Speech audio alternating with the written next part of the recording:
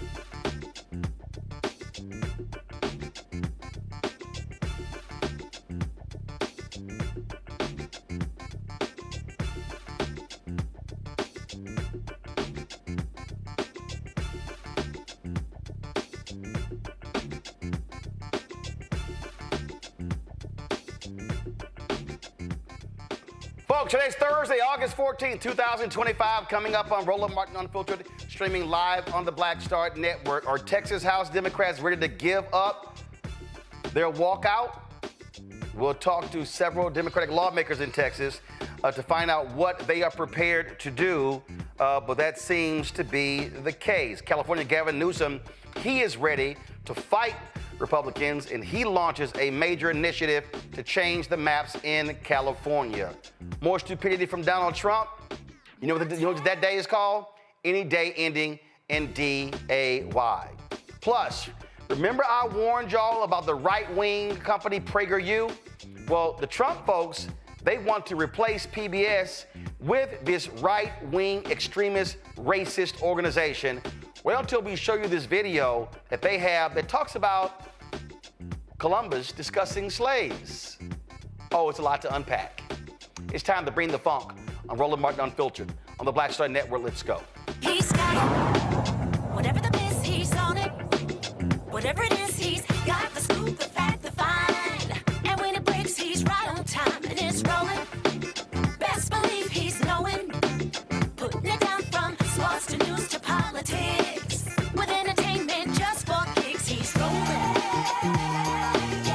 It's on go, roll, y'all. It's Roland Martin, yeah. Rolling with Roland now. He's funk, he's fresh, he's real, the best, you know he's Roland Martin now.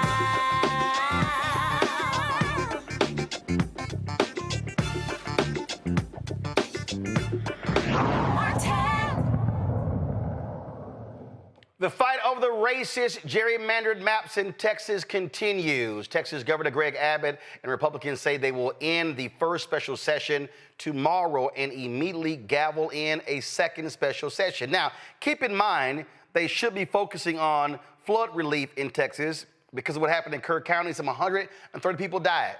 Nope, that's not what's important. What's important is kissing Donald Trump's ass and giving him 5 Republican districts. They've already withdrawn the maps. Now, they have not voted on the maps in the House because 51 Texas Democrats have walked out, keeping them from having a quorum. Now, the other day, what took place in the Texas Senate? This took place. 9 Democrats walked out in Texas, but 2 remain, allowing the Republicans to actually vote and approve those maps. Now, what makes no sense to me is why in the hell did those Democrats stay? Well, 2 of them explain why they stayed, and still to this day, I don't understand why they did because it makes absolutely no sense. I'm going to read their comments in just a moment. Let me welcome a couple of folks to us. Texas Legislative Black Caucus Chair Ron Reynolds joins us. Also, State Representative Charlene Johnson. Glad to have both of you on the show. And also, we have State Representative Jolanda Jones. Must first talk with Caucus Chair Ron Reynolds. Chair Emeritus. Chair Emeritus, okay, Chair Emeritus, okay. So, y'all have been gone. Many of the folks in Illinois, some remained in Texas. They've not had a quorum. and I have been getting calls all day from folk back home in Texas. A number of state lawmakers, been talking to staff and aides, talking to civil rights leaders, religious leaders. And what I've been told is that Democrats are going to give in. They are going to return to the Capitol and allow for the Republicans to have a quorum and allow for these seats, for these districts to be changed. What is going on? Well, Brad, it's always good to be with you. And, you know, I'm going to keep it 100 with you. And I'm happy to be joined by two of my amazing colleagues, Representative Charlene Ward Johnson and Representative Jelana Jones. The Texas Legislative Black Caucus has been 10 toes down leading this fight. When we broke quorum, our goal was to stop the first call special session, raise the alarm bells to make sure that other states like California, New York, Illinois, that if Texas passed a racial gerrymander, that we would make sure that other states did the same damn thing. We want to stop the map. The ultimate goal, though, we knew that with Governor Abbott having the ability to call special session after special session after special session, that we could only delay it so that our lawyers could be in a great position to then file injunctions in the court. And we've been working with our lawyers. I've been on the phone with Attorney Gary Bledsoe. I know Representative Jelana Jones has been communicating. We have gotten, I've been on the phone working with Derek Johnson, the national NACP president. We have LDF, the Lawyers Defense Fund, all ready to go to action if and when the maps are passed. We knew realistically that we could never kill it indefinitely because Governor Abbott could then move, because Governor Abbott could move the primary date that's scheduled for March. He could go and have that primary date move back to May, June, July, and then therefore they would have more time to pass the map. No, because here's the problem with that. The Supreme Court has consistently said in numerous cases where maps are locked in to give the people an opportunity. In fact, when Alabama and Louisiana, when they voted on their racist maps, they voted on it, and they did that early in the year. In Louisiana, for instance, they approved their maps. This was back in 2022 or 2023. They approved their maps early in the year. It was like February. Their primaries were in August. The general election was in November. The Supreme Court, there's a legal challenge. The Supreme Court said they were locked in. That has been very consistent. So what I don't understand is if you have, now granted, Supreme Court can do whatever they want, but that's right, bro. You know that. Yes, but the Supreme Court has been consistent in terms of locking maps in to give the voters an opportunity to vote properly. And so it's so if Abbott wanted to try to push it to put to May or June, well, then that meant that the primaries would be then still got a general, and based upon what the Supreme Court has done before, that would not be enough time. So what I don't that's the advice of the attorneys that are supposedly be the experts on redistricting, the constitutional attorneys. That is based on their advice. They want to be able to have the maps in time to be able to file the injunction to get adjunctive relief in the court. But here's the problem. This is what, again, I need to understand here.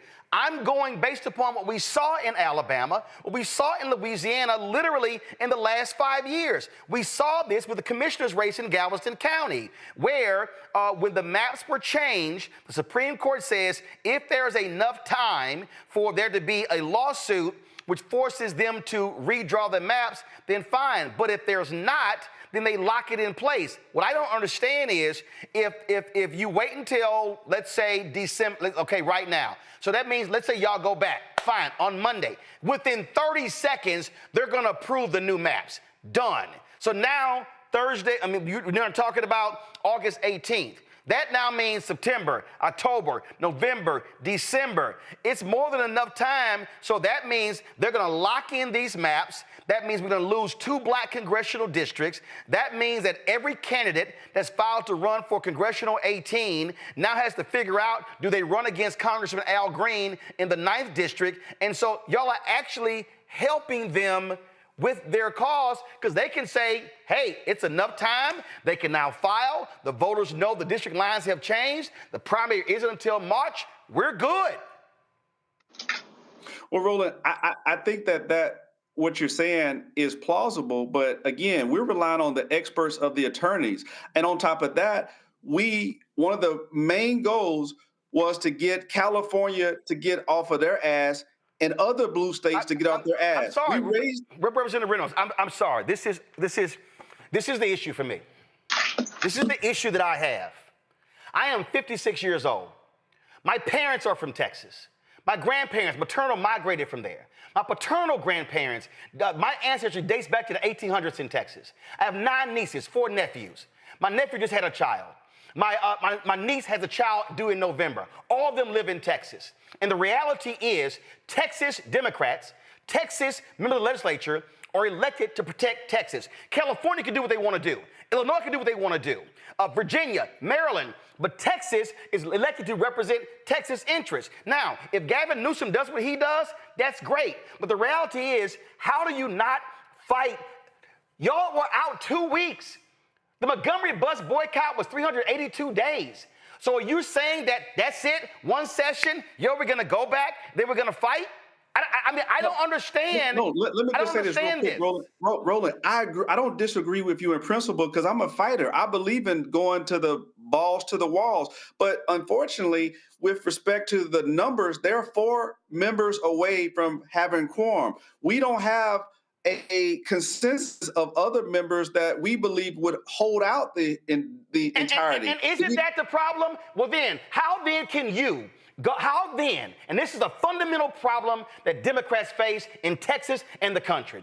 How can you should be saying to those Democrats, how are we going to go to the voters and tell them to fight when we gave up? They're not going to be welcoming y'all back as some conquering heroes. They're going to say y'all lost. Literally, it was no different than Senator Cory Booker standing there breaking Strom Thurmond's record. And when he was done and they all clapped, they said, let's now move the motion. And then, so what do we have right now? We have people who say Democrats don't fight. We have people right now, Texas is unorganized. You got the most elected, the most eligible black voters in Texas than anywhere in the country. And on the watch of Democrats right now, we're going to see the loss of 2 black congressional districts. And I'm sorry, Representative Reynolds, I understand people being out. I understand family concerns. I understand financial concerns. But how can we tell voters we want you to fight and stand up and stand in line for 5, 6, 7, 8 hours if Texas House Democrats will give in after 2 weeks? I'll pass it, but I want to say this. If it was up to the people that were on this Zoom, or if it was up to the Legislative Black Caucus, we probably wouldn't be having this conversation. But this conversation, will there be any member of the Black Caucus who shows up on Saturday or Monday to allow them to have a quorum? I don't believe that there will be on Saturday. I can't speak for beyond Saturday, but I don't know. Friday, Saturday. I'm going to tell you right now, if there is a single African American who shows up to allow them to have a quorum, that person should be challenged, primaried, and I'm telling you right now, should be defeated. Because what this is going to do is decimate black power in Texas. And I'm sorry, Representative Reynolds, look. But here's my problem. I understand. But here's my problem. My mama and daddy, 78 years old, went to polling places, worked campaigns, ran campaigns. I was 7 years old passing out material at voting places. And I'll be damned if I'm going to give up this easy and impact my nieces and nephews, because we know if we lose these 2 congressional districts, we will never see them again in my lifetime and likely not the lifetime of my nieces and nephews. Brad, I feel you, bro. I no need to apologize. I'm with you in spirit. We're working with a group that's multifaceted, multiracial, not as progressive. They're people from different communities. And I feel your passion, and I'm with you, brother. I want to go all in. So we will continue to relay this message. I'm only communicating to you what was communicated to us. So just know that I'm a messenger, I'm an ambassador, and I am relaying to you the concerns of the attorneys and others who've looked at the best strategies to proceed forward. What you're saying, I feel you. Right. No, wait. And I'm going to tell you right now, and let me make it perfectly clear. If there is a single African American who allows them to have a quorum, I will personally bring my show to their district and personally have a town hall in their district and have their voters speak against them. Representative Johnson, go ahead. Yes, I was just saying, Roland, you are singing to the choir right here. We understand what you're saying, and we started this, like Ron said at the beginning, to fight this because it is our districts that are being impacted. It is our voices being impacted. We know that everybody may not be on the same page, but you're singing to the choir today. And what we cannot allow the Republicans to do is to make us attack each other. The Republicans are the enemies, not us. No. Representative Johnson, I'm sorry. The enemy are the Republicans and the enemy are weak Democrats. That's the enemy. And what we find in Texas right now is that that's one of the fundamental. Listen, I'm still registered in Texas. Matter of fact, I am registered in Congressman Jasmine Crockett's district. And what I'm saying is, again, here's a perfect example. This is just real simple for me. 9 Democrats walked out in the Texas Senate. If the other 2 had walked out, they couldn't have passed the maps. Right. So what I don't understand is, why did the other 2 stay? They could have walked out. Right, but we did. No. But that's the perfect example I'm talking about. If 9 walked out and went to their office, and they couldn't, if 2 Democrats had also walked out, Zaffarini and Chewy Hinojosa, they couldn't have passed the maps. So what do they say? Oh, we stayed to fight. No, you didn't. You stayed to lose. So you're going to go into their districts, into those 2 Democrats that stayed, you're going to go in their district? You goddamn right I ain't got a problem doing it. Because this is the problem. And I'm telling y'all right now, black folks are saying, oh, Democrats, y'all want us to fight, organize, mobilize, swing, and put all the work. And then when we do, then you don't even have the gumption to force a second or a third session. You give up after 2 weeks. Representative Jones, go ahead. So I 1,000% agree with you. You're on mute, No, she's here. We hear. I'm 1,000% in line with you. I ain't gonna be there on Saturday or Monday. Let me be clear. If this is my respectful opinion, if we go with them, we allow the people who are not losing seats. Okay, the people that are losing seats are black people. Okay, they are losing seats, and we will never get them back. So I'm not gonna make it easy for them to not be courageous. I'm just not.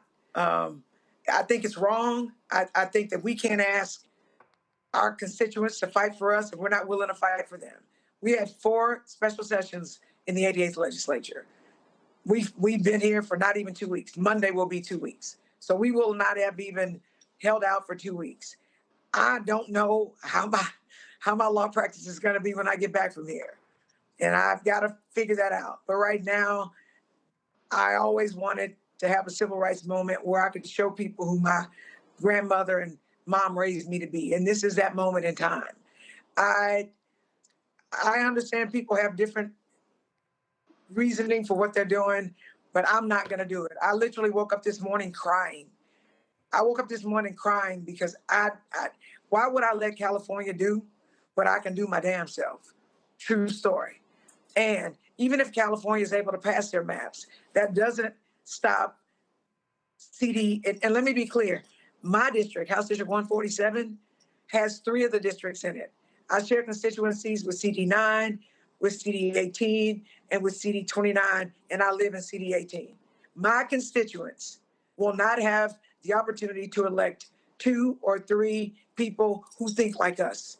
And us spreading the word and getting the word out, and California or Illinois or New York doing whatever it is they do, doesn't change the fact that I ain't gonna handle sufficient black representation in Houston, where I live, and allow us to pick the person. And the same thing is true in Dallas.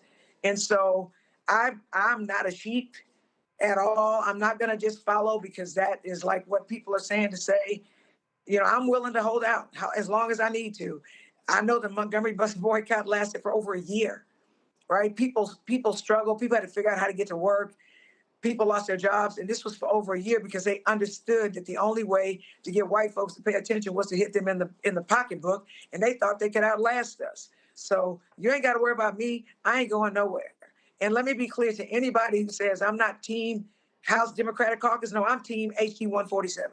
I'm team my constituents. My constituents are what matters. So that's all. I ain't making no mistakes. like I said, sometimes in life, decisions are hard. Sometimes in life, you got to make them. And I make a decision to stand with my constituents. I'm not making a decision to make it easier for the Democrats to go back. And let me be clear, if we go back to the House, we are going to be slaughtered, okay? There are 88 of them and 62 of us. They don't listen to us. They shove stuff down our throats all session. Very, very, very, very, very bad bills, right? So when I fight to win. I don't fight to win the messaging. I don't fight to end a session. My fight is to stop the maps. And if we stay with a quorum, and back to the whole legal thing, let me be clear. If we stayed till March or June, guess what? There would be no maps to change the game. There would be no maps. There would be no maps. So the same districts that we have right now would still be in place if we stopped them from doing it. So I'm a lawyer. That's legal fiction. People can say stuff. I cannot let people be on me and tell me it's raining. I'm just not going to believe it. If we fought, if we stopped it, there would be no new maps for people to vote on. Period, point blank. Friday, I had State Representative Sophronia Thompson on, longest-serving House member ever, and we talked about Senator John Cornyn asking the FBI to come in and come after them.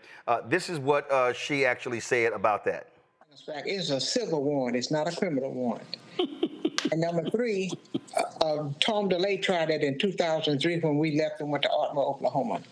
He wanted to send the FBI and pick us up and bring us back to Texas, and they did not get involved, and that was a Republican administration during that time as well. These are civil warrants and not criminal warrants, and they don't have to look for me. I tell them where I am, and I can send them a map and driving direction, and everything. They can locate me real well. Well, so here's my point here, Representative Reynolds. One of the things that Dr. King always talked about, that I need an antagonist to my protagonist. And the reason the movement did not succeed in Albany, Georgia, because the sheriff was smart. He was college educated. But then they went against Jim Clark. They went against Bull Connor, because he understood I need an antagonist. So this is what I don't understand.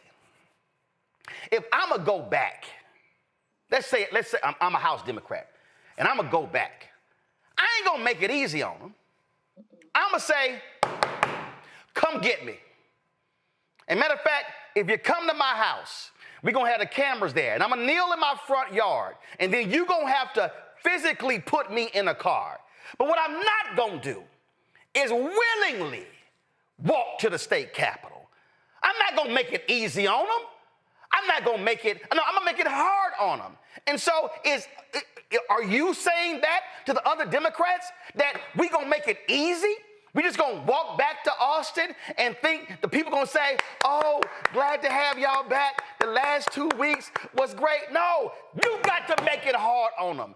What are Democrats in Texas doing to make it hard on them instead of making it easy walking back in? Well, Roland, again, Fred, I feel your passion, and I agree with the sentiments of what Representative Jones said.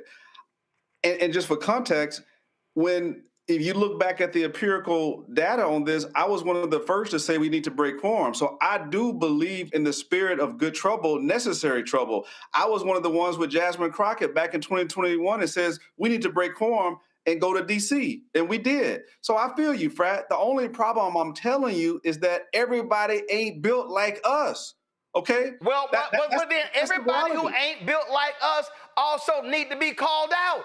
Because, see, these are the same folk who want us to put it on the line, but when it's time for them to put it on the line, they punk out. Well, Frat, to be honest with you, I know for a fact that they would be able to make quorum. That many people say, I didn't sign up for a second quorum break. I'm just going to be transparent with you. We had to push and do everything we could to get them to do this quorum break right here, right now. So we tried to move the needle, but the resistance was, hey, I got to do this. I got a wife. I got a spouse. I got a job. I got this. I got that. I can't do another 30 days. So we would not likely have the number that we need, 51 strong, to be able to have a continued quorum break. That is the real honest to God's truth. That's being transparent, keeping it 100, keeping it real. We can, many of us can say, hey, we gonna hold a line. But if you get 4 more, the quorum break is over. They have a quorum. That is what I'm telling you, Brad. I'm just putting it on the line. And you know what? Here's what's amazing for me, Representative Johnson. I literally watched 4 Freedom Caucus Republicans force vote after vote after vote after vote for a new Speaker of the House. We saw them 4. And this is, and I'm just telling you, I spent a lot of time on the ground. I'm going to put it down right now. Here's what's going to happen. For every Democrat who's going, oh, we won the messaging. Oh, we done rallied the other Democrats. When they come back, folks in Texas are going to be mad and disappointed. They're going to be upset. And they're going to say, that's it? 2 weeks? That's it? And I'm telling you, it's going to be harder to motivate young folks in Texas, to motivate other folks in Texas to vote out folks in these state seats, because they're going to say, why should I vote for a party that folded so easily? Your response to that? My response is you're absolutely right. They want to see Democrats fighting, and we have to continue this fight. I wholeheartedly agree with you. And like I said, you talk to 3 people that are here, 10 toes down. We have to show that we are fighting. We are not giving up the fight. We are not giving up that fight. And I can understand, you looking at what you're hearing. We haven't confirmed when we were coming back. Us 3, you haven't heard us say that. We didn't say we was coming back on any of those days. First of all, you don't have to, ma'am, no disrespect. You don't have to, because this right here is the Texas Tribune. It says right here, Texas House Democrats who left the state in protest of proposed congressional redistricting said Thursday they will return to the state after the legislature adjourned. They said in a statement, members of the minority party said their lawyers had advised them to return, quote, to build a strong public legislative record for the upcoming legal battle against these particular districts. This is the state, says Texas House Democrats broke quorum and successfully mobilized the nation against Trump's assault on minority voting rights. This is according to Representative Wu out of Houston, facing threats of arrest, lawfare, financial penalties, harassment, and bomb threats. We have stood firm in our fight against a proposed Jim Crow congressional district map. Go right ahead. And again, I speak for Charlene, not for anybody whose name you saw in there. And I said that the fight has to continue. And so what we have to do is continue to fight. And I'm listening to my constituents, what my constituents want me to do. Right. They voted me into this seat, and I have their respect. I have their voice that I'm listening to. Not anybody else or whatever you read on there. I'm listening to my constituents. Representative Jones, final comment. I'm just going to say this. My constituents said, stay where you at, right? And the fact that I have colleagues who feel like they need to go there, I can't let that dictate what I do. I just can't, right? And apart from that, I woke up this morning crying. I woke up this morning because I see the only power that we have, we're giving away.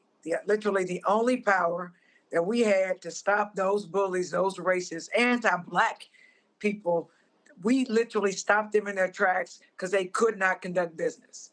And so I've never in my entire life, I've been on so many winning teams. I don't take well to losing.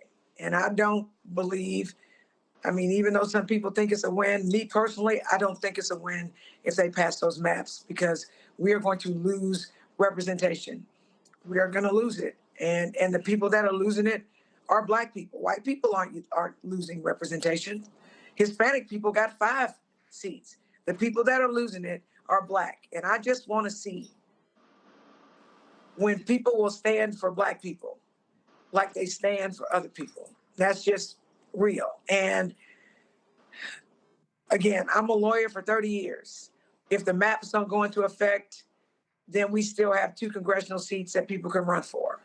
And if the maps do go into effect, then we're going to have a bloodbath between 2 Black people in Houston and 2 Black people in Dallas. And I think we want the opportunity to have both of those Black people in both Houston and in Dallas. So I'm not with you in spirit, I'm with you in action, right? Because it's about, I mean, your words might say something, but what do your actions show? And so, and I fully expect to be punished. I fully expect that if I'm in the House, in the State House, I ain't gonna pass no more bills ever again in life. But if that's what I have to lose, I may not even be talked to ever again in life in the House, because I didn't go along to get along. I'm prepared for that, because the people that elected me to fight for them have asked me to stay, and that's what I'm doing, regardless of the consequences from political people. I'm gonna close this out. This is Dr. King's book, Where Do We Go From Here, Chaos or Community? In the last chapter called The World House, and I'm gonna skip around, this is literally what he says. He writes, the present upsurge of the Negro people of the United States grows out of a deep and passionate determination to make freedom and equality a reality here and now. What we are seeing now is a freedom explosion, the realization of an idea whose time has come, to use Victor Hugo's phrase. The deep rumbling of discontent that we hear today is the thunder of disinherited masses rising from dungeons of oppression to the bright hills of freedom. All over the world, like a fever, freedom is spreading to the widest liberation movement in history. The great masses of people are determined to end the exploitation of their races and lands. He says you can hear them rumbling in every village, street, on the docks, in the houses, among the students, in the churches, and at political meetings. Oppressed people cannot remain oppressed forever. The yearning for freedom eventually manifests itself. Then he says something within has reminded the Negro of his birthright of freedom, and something without has reminded him that it can be gained. Consciously or unconsciously, he has been caught up by the spirit of the times, and with his Black brothers of Africa and his brown and yellow brothers in Asia, South America, and the Caribbean, the United States Negro is moving with a sense of great urgency toward the promised land of racial justice. Nothing could be more tragic than for men to live in these revolutionary times and fail to achieve the new attitudes and the new mental outlooks that the new situation demands. Very simple. The people today, the voters today, millennials, Gen Z, Gen Alpha, these are not the same folk as baby boomers and Generation X. And the reality is, fewer African Americans are self-identifying as Democrats. People are saying, I don't see fighters, I don't see people standing up. And what they're also saying is exactly what Representative Jones says. We have been the backbone of the Democratic Party. We have been the ones who have withstood the battles and the fights and have carried the torch. And when the hell do the other folks stand up and fight as hard as we do?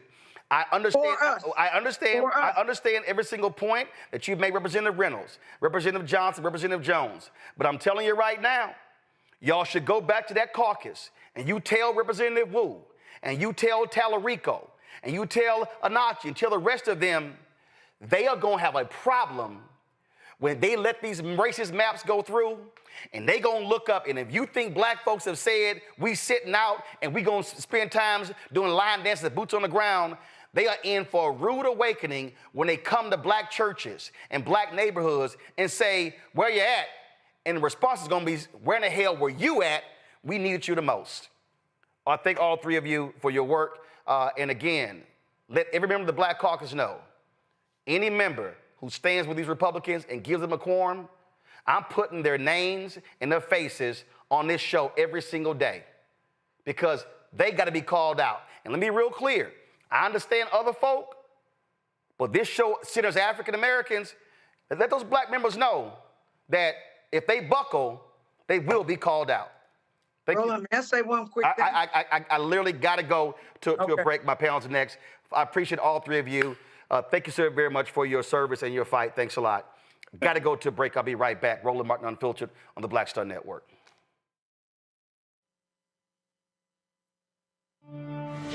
Now streaming on the Black Star Network.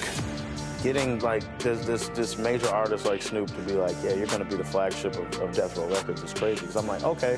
When he got the call, I was in the room. He was sealing the deal. It's done. And I was like, man, congratulations. You know, I got me a drink. You know, he rolled up, and we were sitting there talking, and I was like, oh man, I can't imagine how many rappers you're going to have on this label. It's going to be. He was like, I'm not doing that. I'm like, what do you mean?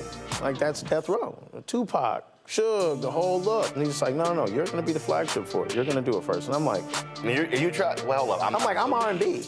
Like, right. This Death Row's not R&B. He said it is now. He was like, I'll get rappers later. Don't worry about that, but I want you to take over. I'm like, oh, I was nervous. I was like, there's no way this is going to work. People are, and of course you get a little backlash from, on the comment section, when he's posting about it. It's just like, he's R&B, that's not Death Row. And we had to slowly kind of get people acclimated to it.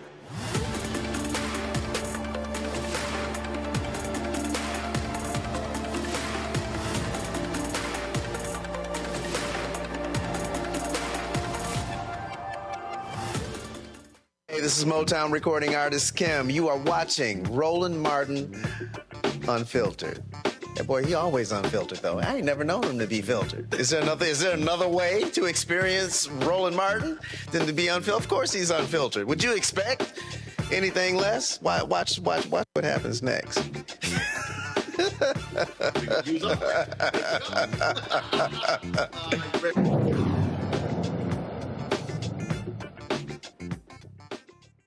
Reese Colbert is the host of Sirius XM radio show, The Reese Colbert Show. Joining us from D.C., Dr. Greg Carr, Department of African American Studies, Howard University, host of The Black Table on the Black Star Network. Reese, I'll start with you.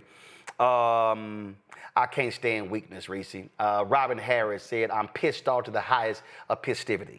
I got calls this morning saying the Democrats were going to buckle, but it wasn't just the calls this morning.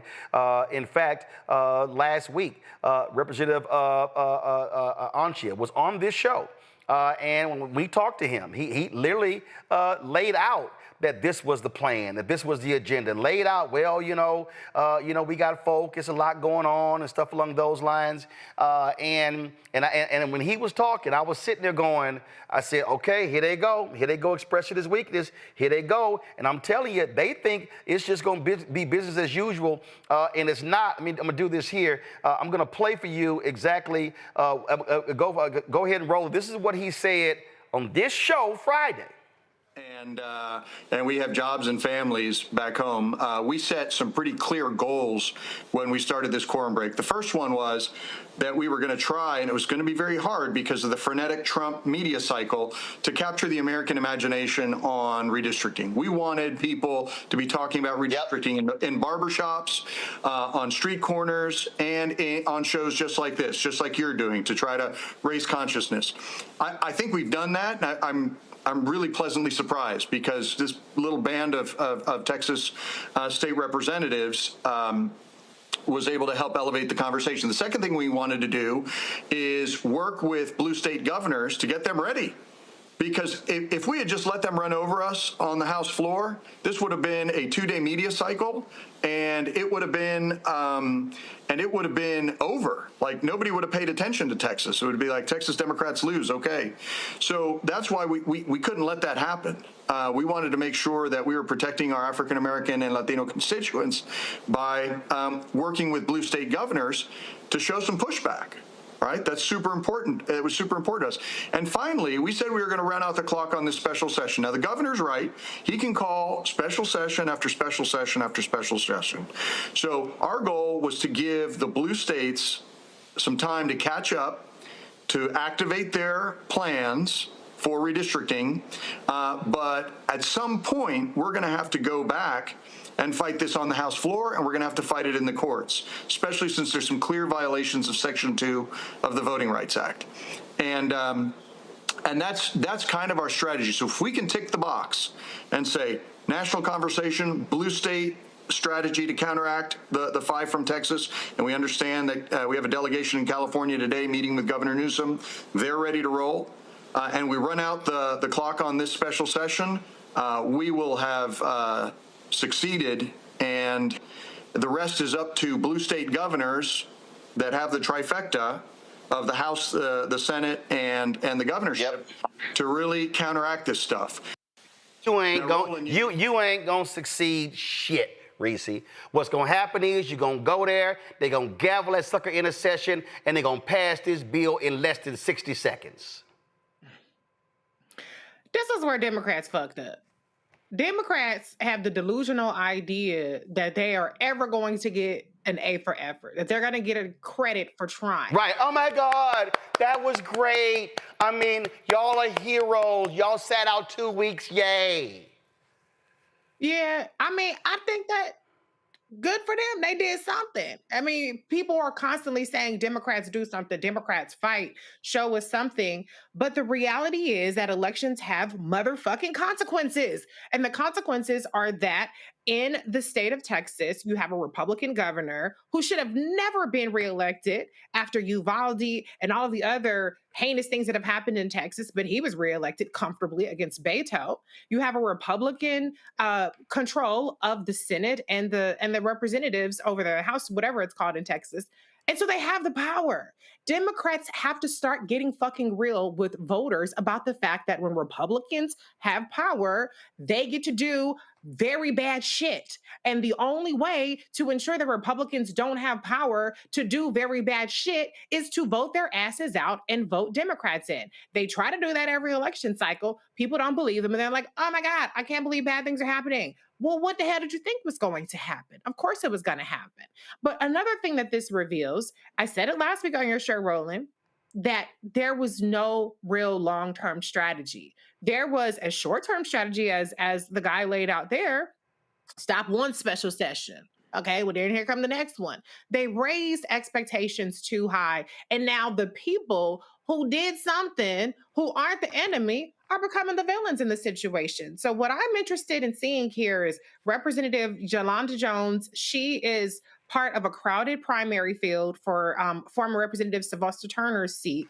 I'm interested in seeing if those voters decisively reward her with that seat in the primary, and they say, you know, we want a Yolanda Jones. No, no. She's filed for District 18.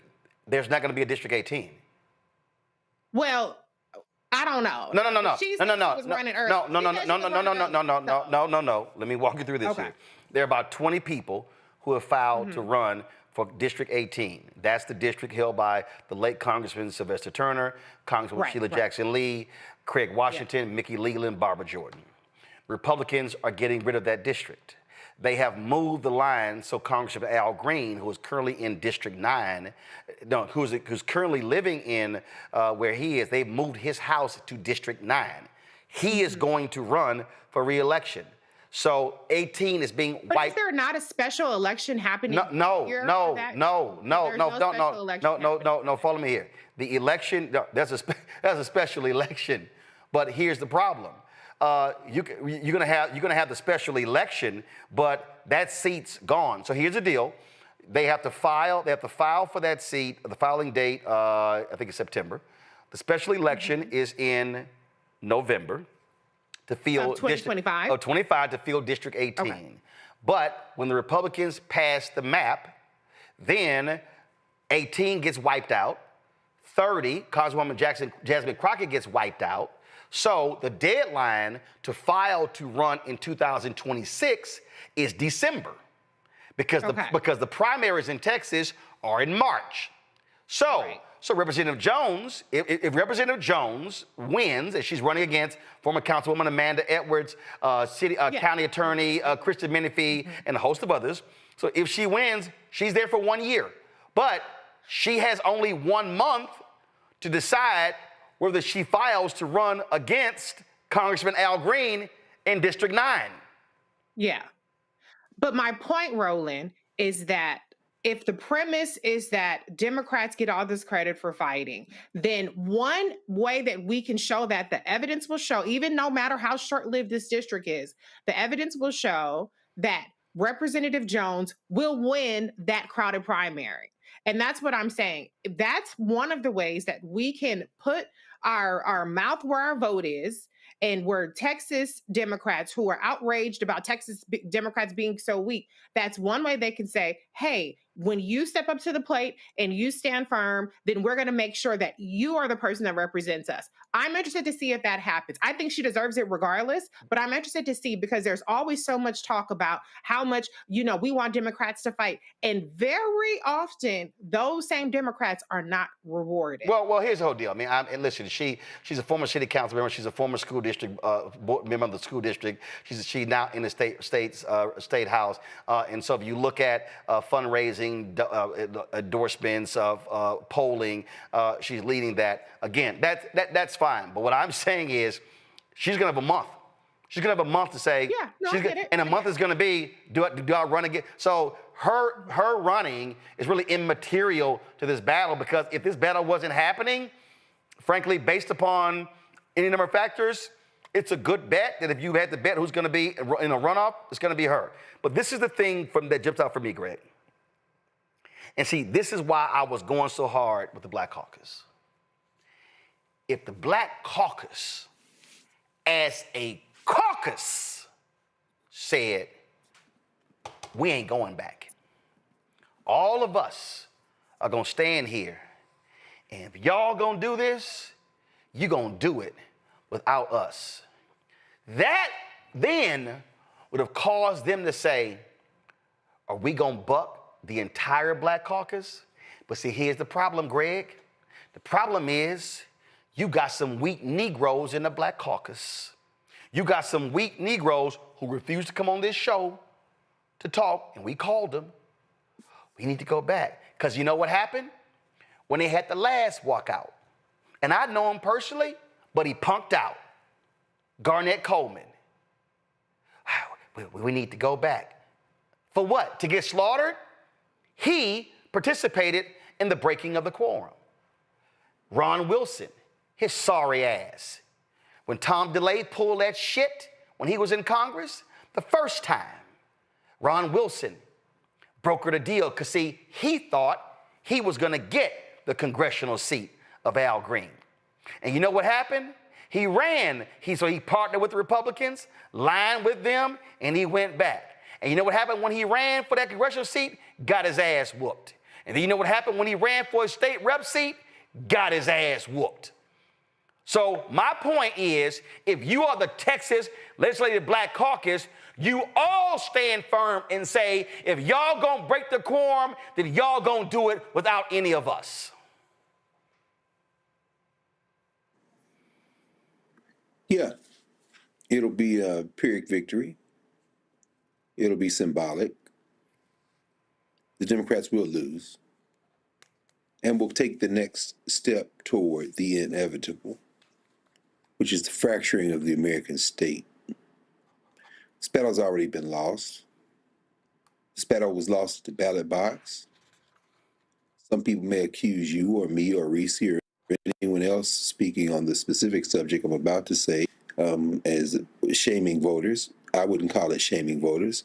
I would say forcing human beings to look in the mirror and say that you put the knife in your own throat by not registering, by not checking your registration, and by not voting. This battle has already been won by the white supremacists, but the war has not been won by the white supremacists. Sure, the the Texas Black Caucus should not go back. I agree with Representative Jones. And I also understand Representative Reynolds in the sense of saying that in some ways this battle will now shift to the courts. Now, as you walk them through in Louisiana and Alabama, the goal should be to get to December. Certainly late fall, early maybe winter, to try to stop this by saying that these maps can't be and it's changed. But let's just say that they fail, and it looks like they're going to fail. If that's the case, they're going to go to court anyway. Now, will they lose in court? Probably. But here's where we're going ultimately. California, Governor Newsom now saying, well, an early November vote to do something about redistricting, maybe Pritzker in Illinois, maybe we see something in New York where their rules are a little different. Certainly Ohio, where there's triggered a statewide redistricting commission, if they can't reach a 60% threshold in the legislature, which they should be able to do. The white nationalists in Florida, the white nationalists in Missouri, where they would carve up Emmanuel Cleaver's seat, the white nationalists in Indiana, probably could claw a few more white nationalist seats in the federal legislature. But ultimately, it's going to come down to this: the type of outrage that you exhibited there in that conversation with Representatives Reynolds, Johnson, and Jones is not going to be shared by millions of black voters in this country who have simply tuned out. Another set of victims, too whipped to choose, to quote Gil Scott Heron, distraction, disinformation, for whatever reason, simply have opted out of the political process. But the thing that will trigger their ire may very well be the stick. Because, see, the thing about white nationalism is, finally, that its overreach comes with a type of hubris that can ultimately trigger the type of response that we need. This won't change until black athletes decide to stop going to Texas and Texas A&M. This won't stop until black stop spending money. But see, they won't feel that until a supermajority in Texas, a majority of the federal legislature, like what we're seeing in D.C., starts harassing black people in the streets. We got an email today at Howard University, and I'm still in Egypt, so we return to school next week. But I got my email, checked my email, and here's an email instructing students, faculty, staff, and folks that on Howard University campus to always carry your IDs. Make sure you're in count. That's some South African apartheid bullshit. That is exactly right. And Roland, what you just said, brother, that is where we're headed. And I can't tell, frankly, it's hard for me to contain my enthusiasm. I welcome it. Let me tell you why I welcome it. Nelson Mandela doesn't become the president of South Africa without the Sharpeville massacre, without going to jail for 27 years. There's going to be some pain ahead, and that's where you find the heroic age. We're not going to get out of this without pain. And I really don't think that the handful of moderate Democrats, if the state caucus, black caucus in Texas were to say we're not going, I really don't think that the Democratic Party would still have the gumption not to give them quorum, because there's going to be some punk-ass Democrats who are not black who would simply go in there. I think ultimately the only way this is going to be resolved is by direct confrontation. And we have passed the time when we could have used the ballot. And as Malcolm said, it may be another alternative coming up soon that we're going to have to finally face. But when we face that, then we're going to get some change. But I think this moment may be on the verge of passing, brother. See, what I need everybody watching to understand, and this is why I absolutely disagree with what the lawyers are telling Representative Reynolds. Now let me preface this by saying the Supreme Court, we already know they'll do whatever the hell they want to do. Mm-hmm. But as Greg knows, and Greg went to law school, the Supreme Court has consistently said, hey, it's not enough time to fully adjudicate this case, so therefore we're going to leave the maps in place because it creates too much consternation among the voters. So you've had lower courts rule congressional maps to be unconstitutional. But because the Supreme Court says it's not enough time to adjudicate, rule on the maps, and then for the legislature to go back and redraw the maps, they've often said they remain in place. So, Reese, the reason why folk like me were saying, no, your whole strategy should be hold out until December, because there's a filing deadline in December for the March primary. See, they keep saying, oh, they can move the primary. True. But here is the problem. If they had held out until December, then you hit the date, and so people then file for the existing districts in December, then they would then have to try to come back January, February, whatever, and try to change the maps and then move the primary later, and then still get sued. We know, for example, that in Louisiana, they actually passed the maps early in the year. There was enough time before the August primary. Supreme Court said, nope, got to freeze them in place. So I don't understand why they are falling for this. Well, no, they let them pass it now so we can file. They literally are helping the Republicans like, yo, we changed the maps in August. It's more than enough time for people to file to run in the new maps, and then sure y'all sue, and it's going to be 4 years before it's fully adjudicated. I hear you, Roland. I hear you. Perhaps if they had held out, that would have been the case. But we are talking about people who are getting paid $7,200 a year. Probably their pay is suspended. Being a legislator is a part-time thing. These are people who are away from their families, away from their livelihoods. Now, that's what they signed up for when they left, and they set the expectation that they were going to be stopping the maps. And that's the problem right there. You set the expectation. You go to New York State, and you have a news conference with Hochul, and you're in Illinois, and you're going to California, and you're like, we going to fight this. We ain't letting them pass it. And your ass give up in 2 weeks? I know, Chad. That was bad PR on their part. That was a bad. And Reese, guess what? They literally, and I already got the tea. They literally are like, oh no, we've won the messaging war. No, we've won the messaging war. We've rallied the Democrats in other places. No, they literally have been in their meetings saying we're gonna be welcome like heroes. I am not lying. They have literally been saying, can we have people at the Capitol on Saturday when we come back on the Capitol steps applauding us when we come back? I said, y'all got to be out. I am not lying.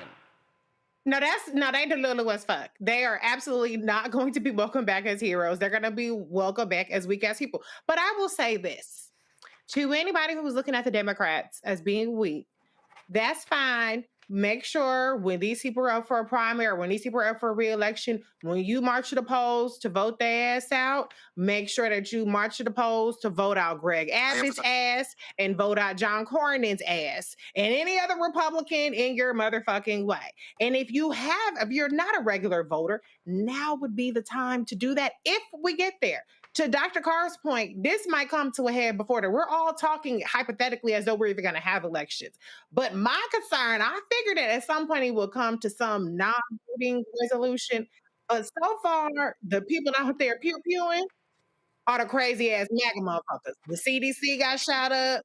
The Democrats got killed in Minnesota. The wrong people are getting activated right now. And so if this doesn't come to that kind of head, before our next vote happens, get your ass out and vote. You can vote mad against the Democrats, but make sure you vote just as mad against the people who are really the ones implementing these heinous policies. Here's the thing for me, Greg, that a lot of people don't understand. First of all, in Texas, it's in the Constitution. It's by design that it's not a full-time legislature, okay? They meet every 2 years, even though the governor can call as many special sessions as possible. But here's the other thing. Texas lawmakers are allowed to have other jobs. And so when there were people talking about, oh, they're getting fined $500 a day, see, this is what happens when you strategize. That's when you sit here and go, oh, okay, I'm going to hire 5 of them. And I'm going to pay them.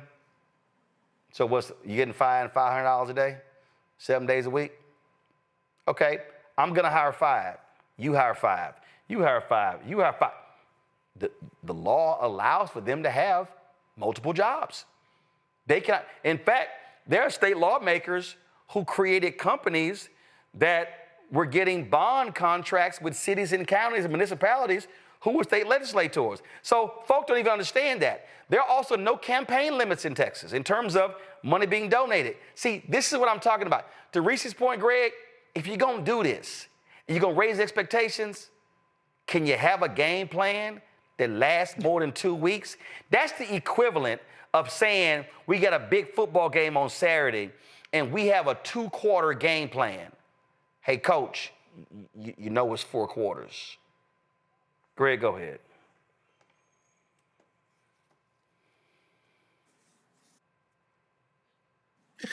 It's true. And this is really where, Roland, you've identified the real. And that is, we don't have a firm grasp of long-range thinking that then gets back mapped into bite-sized, step-by-step strategy.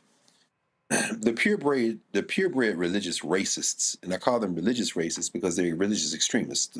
Russell Vogt, Kevin Roberts, and so many others associated with Quarterbacks of Project 2025, which people look at as a political document, and it is, but it's been driven by a white nationalist, cultural, theocratic foundation. What we're seeing in Texas is anti-Black racism being the jet fuel for this type of political strategy. Now, of course, a lot has been made of the fact that this proposed redistricting would create some Latino plurality districts. Yeah, 5. Greg Abbott says 5 Republican-leaning Latino districts. Right. But the problem is that now these white nationalists have moved to cracking and packing Latinos. And they are relying on anti-Black racism to inform enough people in the Spanish-speaking community in that now Latino plurality state of Texas to peel off those votes by having these people vote against Black people. Now, then what should our response be? Well, if we had a long-range view, we would understand a couple of things. Number one, white nationalism is permanent in this country. It is foundational to the country. And number two, you can't appeal to white nationalists to attempt to beat white nationalism by appealing to white nationalists. Right.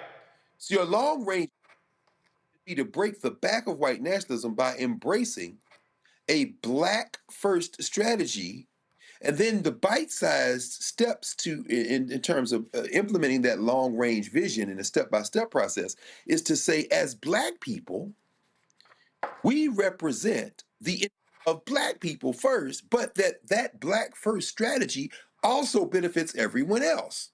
Now, what do I mean? So when you go to now a Latino plurality district, a new one, you say, look, these white nationalists hate you. They've cracked and packed your district. And some of y'all hate us. I'm not here to make you like me. I'm not here to convince you that I'm a human being. I'm here to say that you are a racist, but now you're a racist with a food bill that has exploded. Now you're a racist with a power bill that has exploded. And campaign for you to like me, what I'm going to say is that the people who hate me hate you as well. Boom. If we come together, you can still with a lower medical bill, a lower electricity bill, and we can have a beer and fight each other in the street, and that's just fine. But what we have to understand is we got to stop pretending as if we can woo voters already who don't participate, but the ones who do. Quit pretending as if we can woo voters by somehow gussying ourselves up, washing our faces and combing our hair in a certain way and saying, kee hee, see, we're harmless. No, you got to fight these people. I like the way that goes up. And I'm saying that's a winning strategy, even with white nationalists who will say, I hate you, but I'm still going to vote for you because I can hate you in a house where my heating bill and my cooling bill isn't exploding. That's how you implement a long-range strategy in a short-range fashion. But in order to do that, we've got to look long-range. And long-range is this a white nationalist country, and it's always going to be one. So to close this out, and Risa made this point, congressional districts are gerrymandered. State rep districts are gerrymandered. State Senate districts are gerrymandered. But you can't gerrymander in the presidential race, or the United States Senate, or the governor, or the Attorney General, or the Secretary of State, or the Land Commissioner, or seats on the Texas Supreme Court. Those are all statewide seats.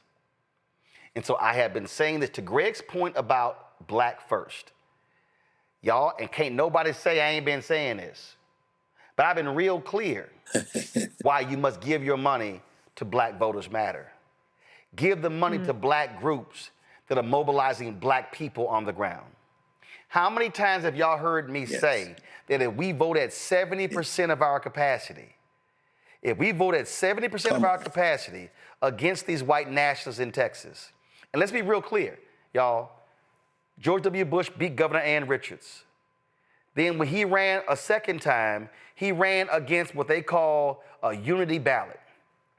You had a rich Latino banker running for governor. You had a black man who was mayor of Dallas and Ron Kirk running for United States Senate. And then you had a white man in John Sharp who was running, I think it was for lieutenant governor. And guess what? They all lost. So they presented this multiracial coalition. And Republicans have controlled Texas politics for the last 25 years. They own it. Every statewide office. And the reason they keep winning, there are multiple reasons. But one of the reasons is that the 254 counties in Texas, Democrats only have 81 county offices. That's one. But the second reason is because malaise. People have just been so upset. Well, you know, we can't do anything. When Beto lost against Greg Abbott, 75% of young people under the age of 30 did not vote. Texas has more eligible black voters than any state in America. Texas is an unorganized state. It is a state that's not been mobilized. And what I'm saying to black people, if any black member allows them to have a quorum, you primary them and you take them out. But then what you do is you absolutely take out Ken Paxton or John Cornyn for United States Senate. And then what you do is you take out, in 2028, That's right. you take out Abbott. You spend the next 3 years mobilizing that state and telling folk, y'all still want to live underneath this here? You mobilize young women to say, do you see how many women in Texas are dying because of these anti-abortionists, literally dying because they're being denied services when they have complications from pregnancy? Do y'all understand that I have a niece who is due, my oldest niece, my grandparents' oldest grandchild, who is due in November? I'm fucking scared to death because these assholes, if anything happens with her pregnancy, because of these assholes, she may not get the proper care because of the laws that they have established. See, to Greg's point, to a lot of folk, the shit ain't real till it get personal. And so earlier today, I was sitting in the chat and some folks were like, man, Roland, you know, I understand, you know, but you want the folks to do this here and do that here, but a lot of us are comfortable. I said, well, God damn it, I ain't comfortable. I said, because I pay the taxes on a house in Dallas County that my parents live in. And when I go home, and I've got family reunions, and when I sit here, and again, 9 nieces, 4 nephews, when I look at family members who are all in Texas, God damn it, that's blood, sweat that's in that fucking soil. And when I look at people today give up this easy, when I look at people today and you tell me that you ran for office to stand and fight for folk and all you could do is last for 2 weeks, and when I hear Sinfronia Thompson, who's a running buddy of my grandmother, who says, you ain't gonna look for me, I will show you the map to come to my house. Don't tell me you're going to walk back willingly to the state capitol. Don't tell me you're going to sit here and say, well, we're going to go over there and we fight. No, you're not. And if you didn't want to fight, then goddamn it, leave. Let somebody else in that position. Because what we are talking about is a battle that's generational. What we are talking about right now, go to my iPad, the United States Supreme Court is going to reconsider the congressional district in Louisiana, and they literally are going to rule against race-based congressional districts. And I need all of y'all to understand that what is on the ballot is they could wipe out with one goddamn ruling more than 30 black congressional seats. That means right now the Congressional Black Caucus is the largest caucus in the United States Congress, and this Supreme Court could literally wipe out half of the damn Congressional Black Caucus. So don't tell me you're being too emotional. Don't tell me it doesn't matter. Right now they're looking to wipe out Congressman Cleaver in Missouri. They're looking to wipe out Congresswoman Sykes in Ohio. They've already wiped out a black seat in Florida. I've told y'all repeatedly that they want to defund Black America. They want to take everything economically, everything politically, academics, business. They want Jim Crow 2.0 to return. And what you had better understand is read a goddamn history book. Because this is exactly what happened after the 1875 decision. This is exactly what happened after Plessy versus Ferguson, when they wiped out Black representation in Congress. Go read the speech of that last Black Republican who was from North Carolina. The reason the Congressional Black Caucus Phoenix Awards is called that because he said to them, you may wipe us out now, but we're going to rise like a phoenix. Every single one of y'all watching, y'all want to understand why I'm trying to tell y'all, stop sitting here debating this bullshit, LeBron and MJ, and we talk about dance and everything. These white nationalists literally are trying to wipe out every Black advancement that we have seen, not since the Civil Rights Movement, but since Reconstruction. This is not a drill. This is reality. You had better understand, I'm not going to be silent while it happens.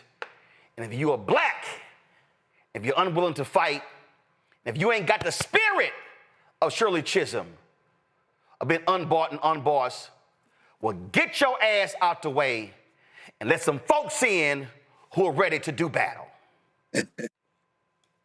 I'll be back.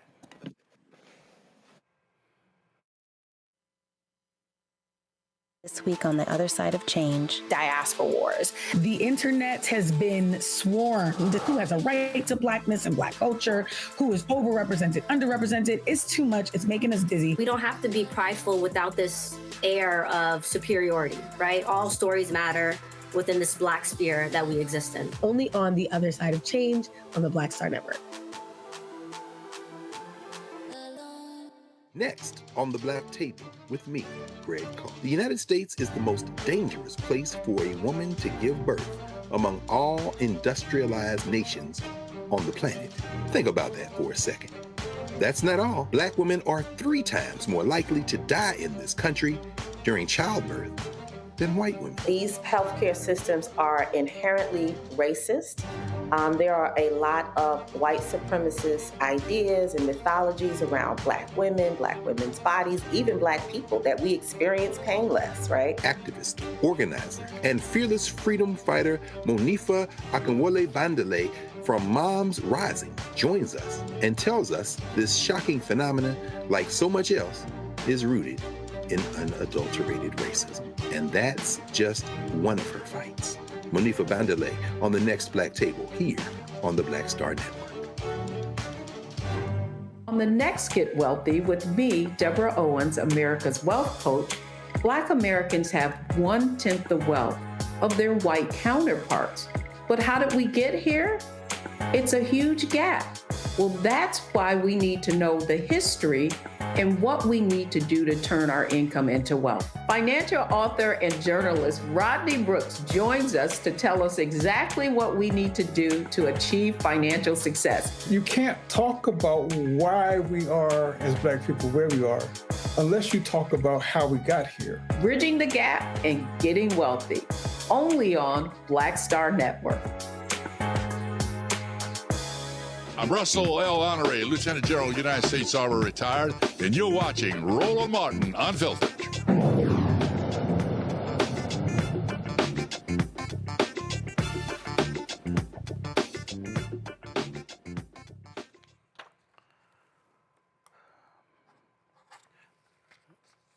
I laid out why I'm so pissed off. And somebody in the chat says, man, getting blood pressure up. And my problem is that we literally have folk who do not understand what's happening before our very eyes.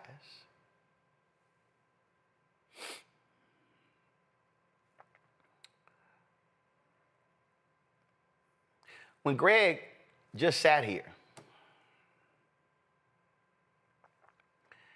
and talked about how university students, faculty, staff, the Mecca, that's what it's called. You hear the real HU. Get an email in 2025 in so-called Chocolate City? Be sure to carry your ID. When I referenced South Africa, I need everybody watching right now, I need y'all to write down, type in your phone, the Polaroid Revolutionary Workers Movement. I need y'all to understand,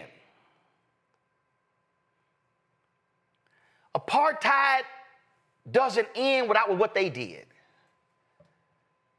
Ken Williams is working at Polaroid, and he walks into the corporate headquarters, and he sees this picture, and he realizes that the passbooks, essentially passports, that black people were forced to carry in South Africa, they were made by Polaroid. Ken Williams goes to them and say, this ain't right. And he begins to go around and he begins to talk to the other black folks at Polaroid, and a young woman, 26 years old, named Carolyn Hunter. Carolyn listens to what he has to say, and she says, you're right. And Carolyn Hunter, her mama says, baby, what you doing?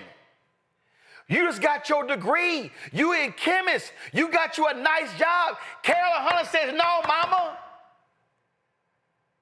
My good job ain't good enough for me to accept this. And Ken Williams and Carolyn Hunter began to go on this battle, and they begin to fight this very issue. They lose their jobs. See, several years ago, Professor Charles Ogletree, he would do this Charles Hamilton Houston Institute, and he would have this panel discussion on Martha's Vineyard. 2008, I was invited to it. 2009, I was invited back. And then 2010, I did a book signing of my book on Obama, the election. And so I was invited there by Carol Williams. And so I'm staying at their house, do the book signing, everything. And so then in 2009, I'm sitting here, I'm filling in for Campbell Brown. And I'm in the hotel, the Parker Meridian in New York City. And it's 3 o'clock in the morning. I could not sleep. And I'm watching PBS. And they have a documentary on the divestment movement of South Africa. And I'm sitting there watching this. Then all of a sudden, a picture comes up. And I'm looking at that picture, and I go,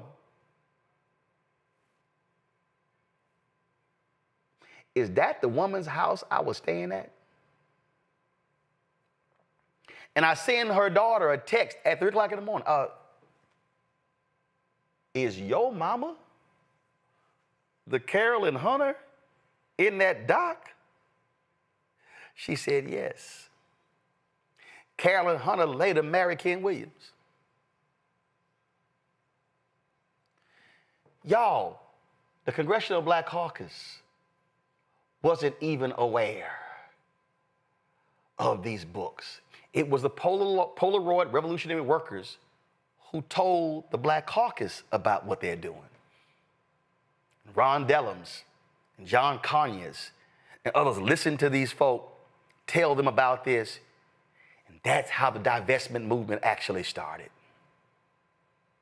Because 2 black people at Polaroid said, no, we can't have this. So you got some Negroes standing firm. Well, that's right. Yes, right. Crime is up in D.C., and this is not bad what Trump is doing. So you got the mayor of D.C. announcing she's going to participate with ICE. I need somebody to explain to me how in the hell Muriel Bowser got her ass on a plane to fly to Martha's Vineyard. In the middle of this. See, some of y'all are sitting here like, well, man, it's just law enforcement, it's the military on the streets, keeping them safe. But the point Greg just made, if y'all think they're setting up roadblocks, forcing folks to show ID, this literally sounds and smells like apartheid in South Africa. And recently, it was a whole bunch of Negroes who told us, there's a whole bunch of FBA B1 ADOS folks, this ain't gonna impact us. They ain't coming after us. They coming after them. They gonna deport them. They gonna send them out. These white nationalists are making black folks show their ID in our cities, in our states, and in this country. And it's amazing, Reese, where all those loud mouths have gone. So when we're talking about this, we are trying to get Black America to understand that there is a bull's eye on the back, on front, on the forehead, on the back of the head, on the side of the head of every black person in this country, whether you have means or not. And they have no problem saying they are going to pass laws and restrictions to subjugate us as best as they can. They may not be able to put us in shackles as they did for 243 years, but they damn sure want to put invisible shackles on Black America. How many times did we say citizenship was on the ballot? How many times did we say the things that we saw happening in Texas and other states around this issue of immigration, that eventually this will lead to Black people having to walk around with our papers? A week before Donald Trump activated the National Guard in D.C., they were doing checkpoints on Benning Road at about 10 locations throughout D.C., where any car going through was stopped by federal law enforcement. We saw video today of people who are driving, or not driving, but riding bikes, DoorDash delivery riders, Uber Eats, being stopped and then detained by ICE. I saw a video of the cops. Now, this was the Metropolitan PD, who has never been known to be benevolent towards Black people, let alone bringing in the damn National Guard, asking somebody who was sitting on their own property for ID. That person asked, was there any complaints around here? No. We are living in a situation where Black people, as you said, Roland, we are in the bullseye. And we saw this coming. They said they were going to do it. They started off with the migrants. They rounded so many of them up. Now they got to do this mass incarceration. And Donald Trump said, stay where you are. Criminals were going to come and get you. Who does he think the criminals are? Black people. I'm just going to talk about us. That's what this show was about. So if you have outstanding warrants, if you have bad child support, if you got a bench warrant, if you got unpaid parking tickets, you can't run and you can't hide no more. Because now you have all these people activated for the sole purpose of fucking with Black people. And people started to say when this happened, well, you know, these badass kids, they out there carjacking. So then why is it that Howard University students and faculty and visitors are being advised to walk around with their IDs? This has never been about actually fighting crime. This has for fuck sure never been about keeping Black people safer. This is about dismantling every ounce of progress that we've made in this country, which hasn't been a whole lot, but it was enough for many people to not be complaining and to sit out time and time again when we beg. All the time I've been on here, and I've been on here since 2019, Roland. Every episode we beg Black folks to vote. Vote your capacity. The unregistered motherfuckers, you are lost cause. But even if the people who are already registered voted, we have the capacity on our own to make the difference. And no, it's not only our responsibility, but this is life or death for us. So everything is at stake. Unfortunately, we can't combat this in the next 10 days, 100 days. This is a long-term fight. We got to try to rack up some wins. We got to try to turn the tide. But we have to recognize that this is a much bigger threat and a much bigger fight than it had to be. Greg, for the people who don't understand, how a university exists by a federal charter? Donald Trump could literally put ICE agents, FBI agents, and the military on Howard University's campus. And in red states, he could literally put the National Guard on HBCU campuses, and the Republican governors are going to let them do it. See, all these black folk need to, see, they don't understand. They don't understand what we are dealing with. They don't understand you are dealing with an individual and the twice impeached, criminally convicted felon con man in chief Donald Trump, who has no morals, no values, no principles, no ethics, no integrity, no decency, and no honor. And a Republican Party that doesn't care, including the help, such as Tim Scott, Burgess Owens, Byron Donalds, Wesley Hunt, that Jones dude, who somebody told me is an alpha out of Michigan, they don't give a damn, and they not gonna say a word.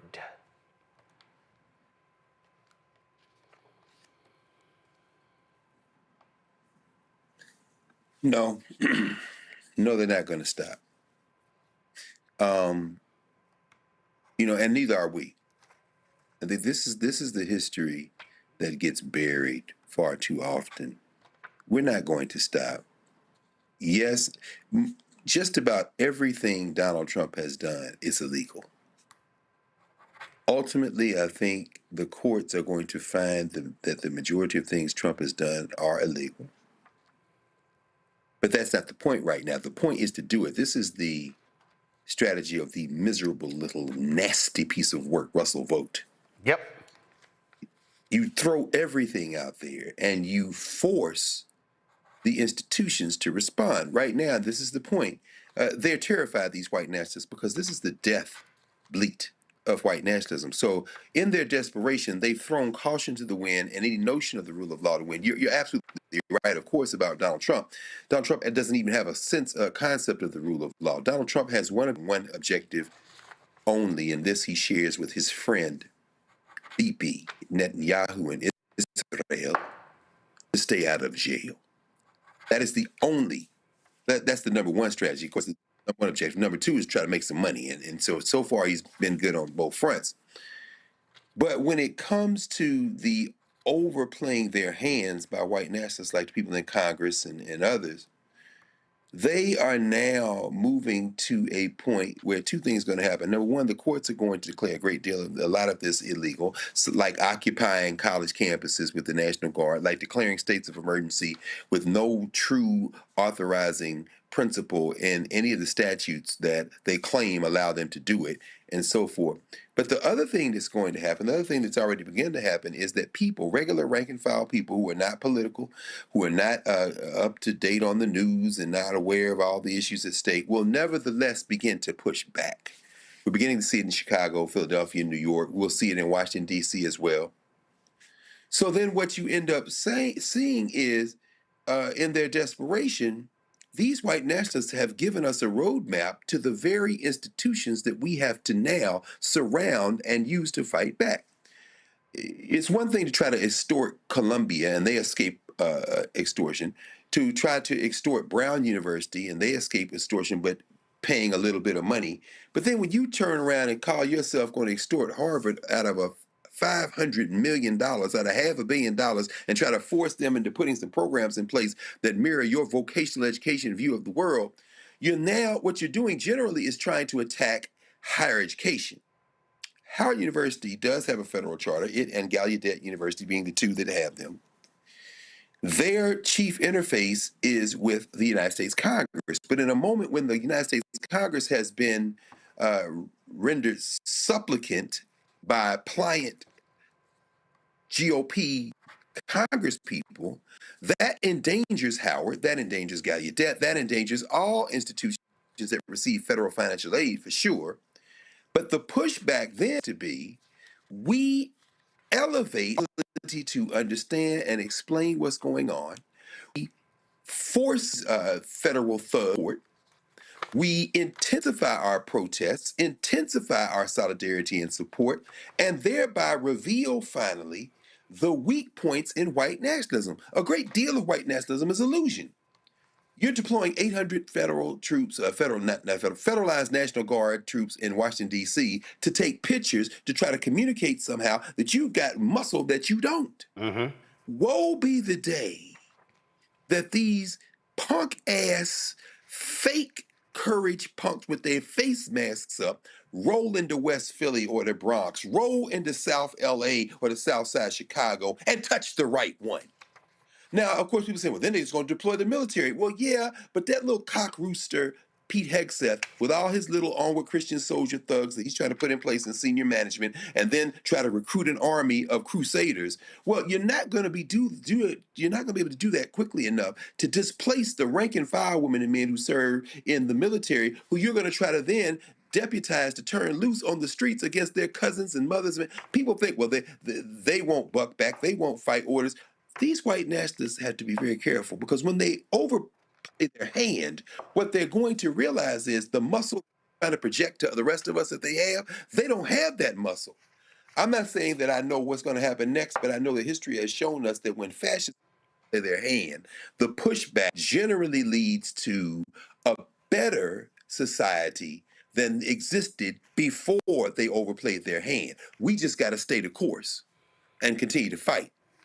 Reese, one of the reasons why people need to understand why Donald Trump is so desperate to hold on to the House, it's not just because they can run their game plan for bills. It's the House that certifies the 2020 election. See, we already know what they're setting up. Reese, right now, they are asking for the voter data of numerous states. Mm-hmm. And they want to know all the data. They are setting this thing up to where they can control the certification of the election. And in the case of a tie, the House decides who wins the presidency. Folk got to understand the long game. There's a reason why they are desperate. They ain't talking about, man, we got to make sure we keep the Senate. No, they are like, I need to change them. Charlie Kirk would put a tweet out blasting the Indiana governor and the Speaker of the House because they won't redistrict there. They are trying to grab every seat that they can because they fear Donald Trump's economic policies are going to cause them to lose. And they're like, man, can we guarantee 5 in Texas and Indiana and Missouri and some in Florida and Ohio? They are trying to find 10, 12, 15 seats because they think they're going to lose at least 15 next November. And they normally would. Absolutely. I mean, the results are already fucked up. I mean, look at what's happening with inflation. Look at the jobs reports. Now they're going to not even report the jobs, which, by the way, the new statistician is a J6er. Okay. So they already know that when people feel like this government shit ain't working out for them, Donald Trump got his ass was booted last time, and the Republicans were booted last time. So they know that there are normally consequences for bad policies like what this bill is, a big, ugly bill and the fiscal year 2026 budget.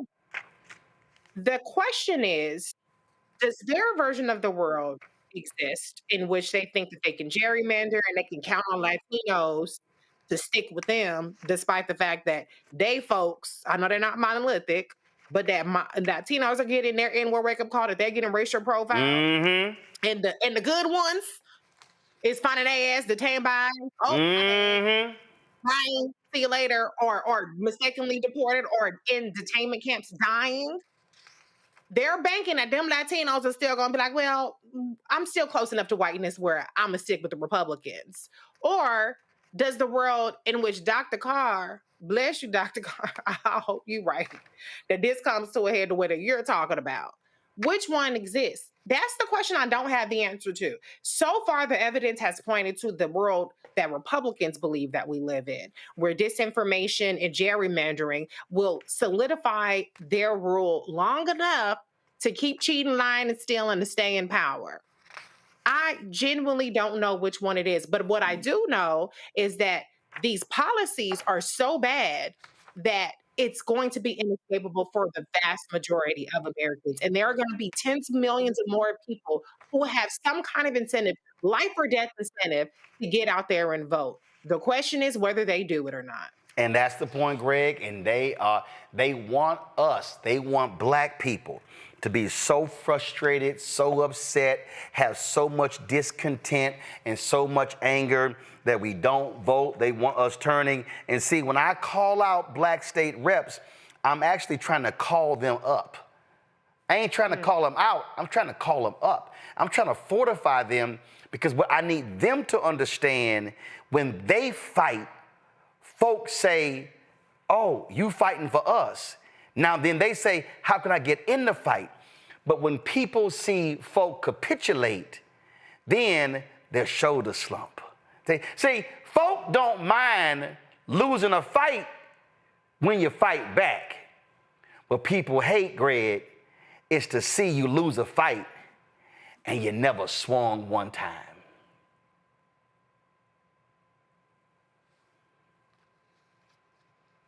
That's right. Roland, that's right. I mean, brother, as as you walk through history consistently, as we think about these historical moments, the patterns are clear. The patterns are clear. You know, we were talking, you and I, a couple of days ago, word coming from Kentucky about the death of Rahman Ali, the only brother of Muhammad Ali, and the family is trying to raise money to pay for the funeral. It's really not a good situation. But Muhammad Ali comes to a man who was vilified, a man who was hated in America, but a man who was loved by black people. It's not coincidental that Muhammad Ali, who was in the Nation of Islam and then wasn't in the nation but remained hated, a man of principle, charismatic, a winner in all levels, an athlete, that he rose to prominence at a time when the Civil Rights Movement and the Black Power movement was at its peak in the mid to late 60s and through the 1970s, at a time when black movies and black entertainment, whether it be music, whether it be films, even comedies like Piece of the Action, Let's Do It Again, certainly projected a pro-black message, derisively and contrafactually, as far as I'm concerned, called blaxploitation films. Well, you know, what these convergences of pop culture politics help us understand is that, you know, let's just say, and I'm not saying that this will happen because I doubt that it will, but imagine if Meg out of Houston or Beyonce out of Houston made the call that you just made tonight and told those legislators to stay strong. I'm not saying that it would change the decision of some of the legislators who may return, but I am saying that it would send a message and people might look at it different, a little bit different than a political.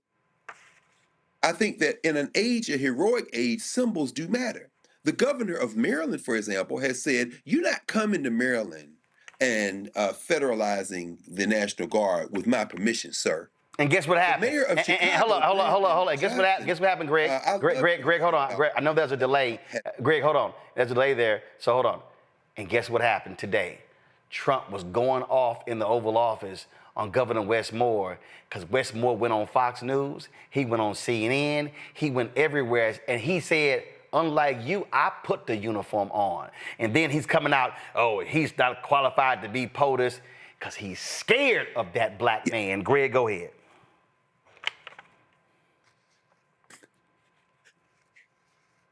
Yes, no, Roland, we're talking the same talk, brother. I love what Gavin Newsom is doing in trolling them, including now doing the all caps, roasting them in social media.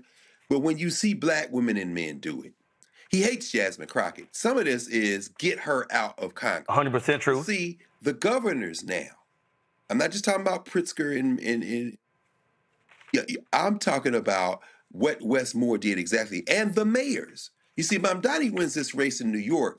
Donald Trump, well, I don't know what could happen to him physiologically, because he's clear not only is he mentally ill, he is so steadily deteriorating at this point that he may not make it to the point where he can get animated enough to have some physiological reaction to a Mamdani victory. But the illusion is government over the rest of the president is a king, which is what Russell Vogt believes. The reality begins to emerge that at the state and local level, people hold considerable power. California can contract and make deals with foreign governments. They have huge billions of dollars of pension funds. If enough, or even if one or two of these key state and local level leaders exercises their authority and does it with the type of public-facing panache, charm, kind of captivating presence that a Muhammad Ali had in boxing or Meg Thee Stallion has in hip hop, but do it politically like a Wes Moore or a Governor Newsom of California, that has the potential to galvanize people in a way that could translate into some sense of finally somebody's fighting. Now I will get off the bench. So I think in some ways that leads to, if not hope, that leads to the signal that nothing is ever written in stone in history, and that things can change on a dime with something that people may not have anticipated. And I think that, again, is where we are right now. Somebody, and more than somebody, needs to step up. And when they do, we can see these political winds shift very quickly. To the point Greg just made there, I don't know if many of y'all realize it. We had Adrienne Shropshire on this show, and she told us about Black PAC's poll. And she let it slip that in Black PAC's poll, that Congresswoman Jasmine Crockett's approval rating among black people is on the same level as Obama. Now, they didn't want to start no mess, so they didn't release that slide. Because, see, that slide would have embarrassed a whole bunch of other black politicians who think that they are the bomb.com, and they really not. But it did slip. And see, to Greg's point, that's what Trump was afraid of. See, Reese made the point earlier about Representative Jelanda Jones. See, black folks are responding to fighters because that's our history. Yes. Robert Smalls, fighter. That's right. Representative White, fighter. Ida B. Wells Barnett, fighter. I mean, we can walk through Martin Delaney, fighter. Denmark Vesey, fighter. Oh, y'all gonna burn Mother Emanuel down? Damn that, we gonna rebuild it. Oh, y'all gonna burn Greenwood down? Yeah, we about to rebuild this. See, that's what they're afraid of. But I need the folk watching to understand they not afraid of weak and meek. Donald Trump in 2017 stood up and said to black people, thank you. Thank you for not voting. That should have sent the blood boiling of every single black person in this country, because the man was saying, y'all lazy ass bums who didn't vote, oh, I appreciate y'all for staying at home. He insulted the ancestors by doing it. And see, I know there's some people who sitting here saying, oh, that Gavin Newsom, he too slick. You know, he ain't got no shot. But he dropped he had a news conference today, and they dropped this ad right here. And I'm with on 100%. Roll it.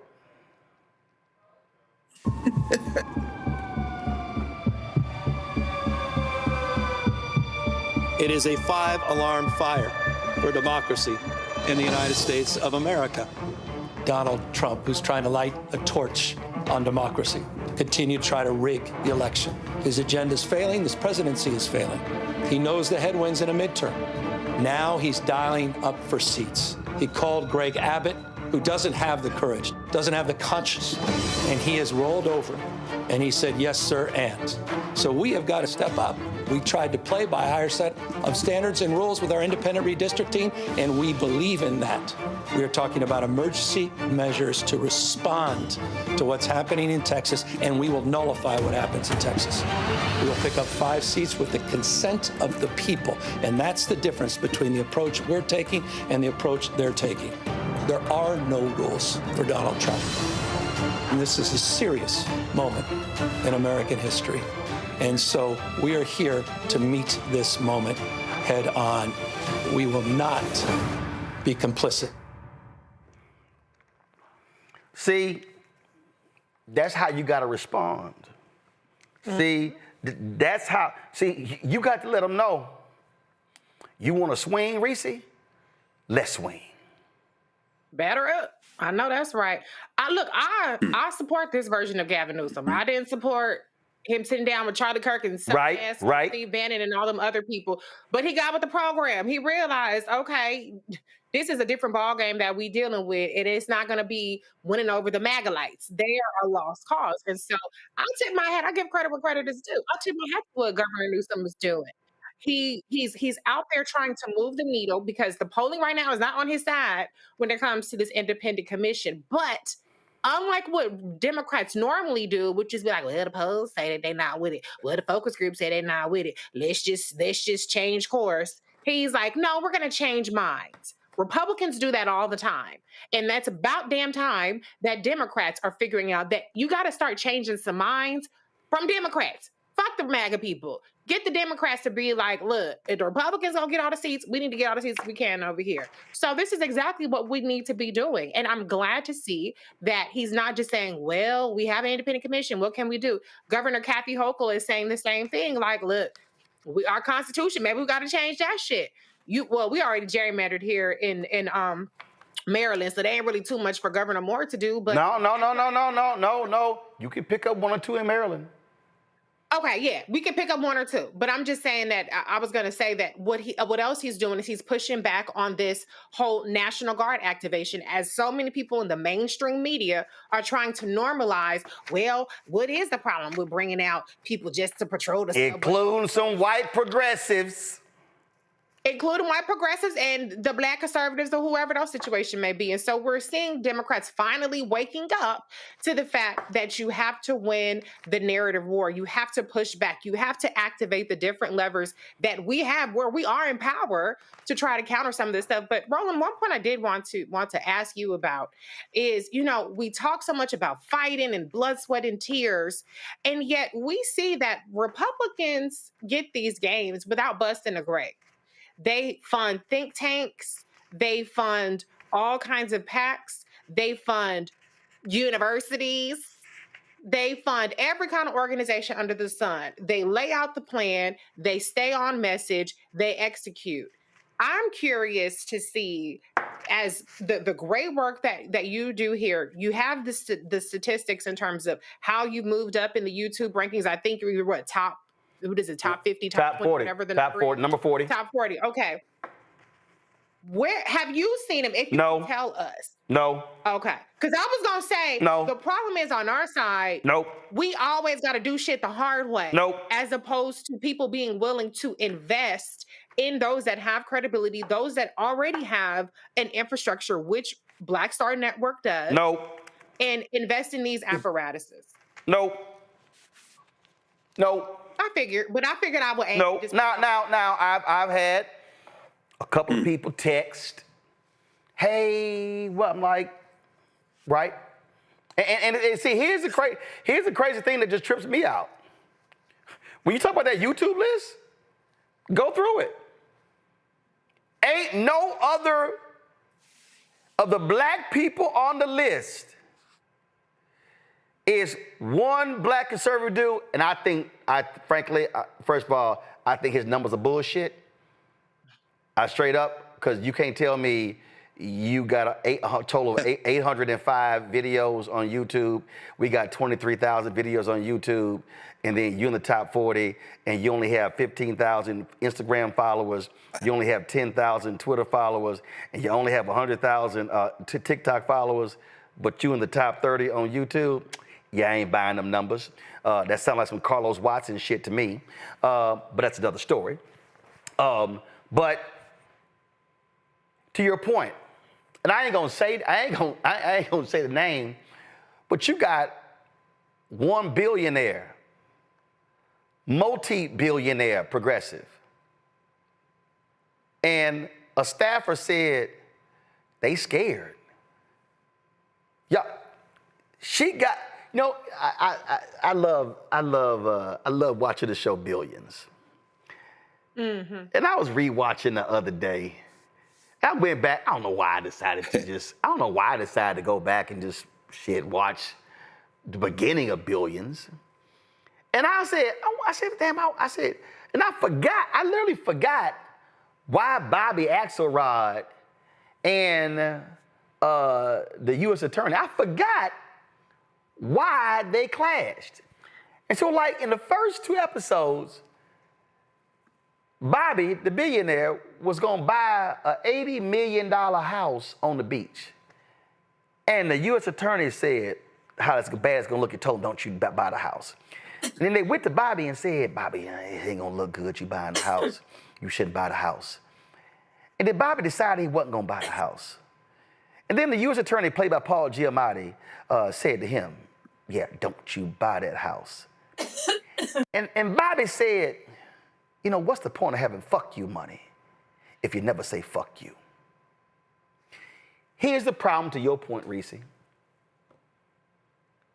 The black billionaires, the white billionaires, who got 4, 5, 6, 7, 8, 10, 20 billion, they scared of Trump. The only one who ain't scared of Trump is George Soros. And here's the crazy part. George, the guy who used to be the top investor for George Soros, is Donald Trump's Treasury Secretary. So George Soros, he don't give a damn about them. But what you just said, Reese, is a bunch of these folks, they're scared. They're scared. I'm telling you right now, I was at the Black Women's Expo in Chicago. Massive number of sponsors who were there last year, not there this year.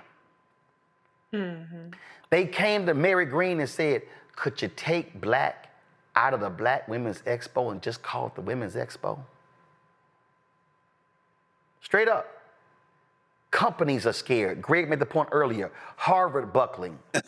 Donald Trump said, I am going to take the power of this office and I am going to attack every single institution and I am going to bring all of them to heel. And he says, I'm gonna attack academic, I'm gonna attack media. So Disney settles, CBS settles, they all settle, and now they're all scared. And I had to, and all this is happening, and you're sitting here going, well, damn, your ass got $5 billion, you got $10 billion, you got $20 billion, and you scared? And that's what's going on. And after all that talk, Reese, about, how we need to fund the infrastructure and we got beat this, that, and the other, silence. Silence. Crickets. Crickets. And I'm sitting, and I'm talking about, I go to all the institutions, labor institutions, all these other particular groups, and I'm just sitting here saying, okay, all right, let's see what y'all gonna do for 2026. And see, Reese, I done already made it clear. I done made it clear, Greg. If y'all think that I'm going to take a crumb and go, this is a great meal. I said, I will keep my black ass at home and do the show from the crib. Because you will not see me extend myself. Oh, I have an entire game plan. I have a whole game plan on how we can broadcast all across the country. There are 4 people right now who I have in my back pocket who I can hire to host 2 daily shows. I know exactly how much it's gonna cost to pay them. I know exactly, a couple of them, I haven't even approached them yet. I already have the exact plan. I have a plan in place right now that if we got a $5 million infusion annually for the next 3 years, I will hire 40 people. I already have the plan. But what I'm not going to do is overextend myself on the possibility of getting a check. Right. That's not gonna happen. That's not how we've remained profitable and kept our doors open and not had to lay off staff. But let me be real clear. Oh, we are ready to swing in 2026, but I've made it perfectly clear to black folks and white folks, don't think you're going to get me to leave this office and have my staff leave this office if you are going to put pennies on the table. Greg.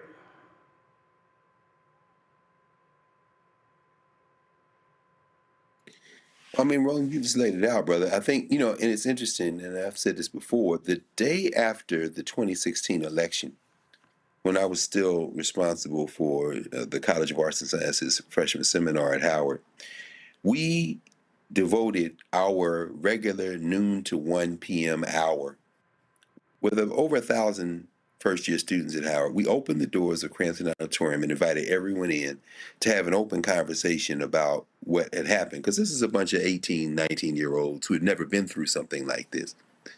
What I reminded them of, and what my colleagues reminded them of, we had a panel of folks talk to them, is that it is in these moments that the heroes appear. Ida Bell Wells appeared not at a high point in African experiences in the United States, but during the nadir. This is the point where you see the heroic figures. Black Star Network is not going to bow or buckle. CBS has destroyed itself, and you know this better than I do, brother, because you're a businessman. The concept of goodwill in business doesn't have a dollar figure attached to the value of a business.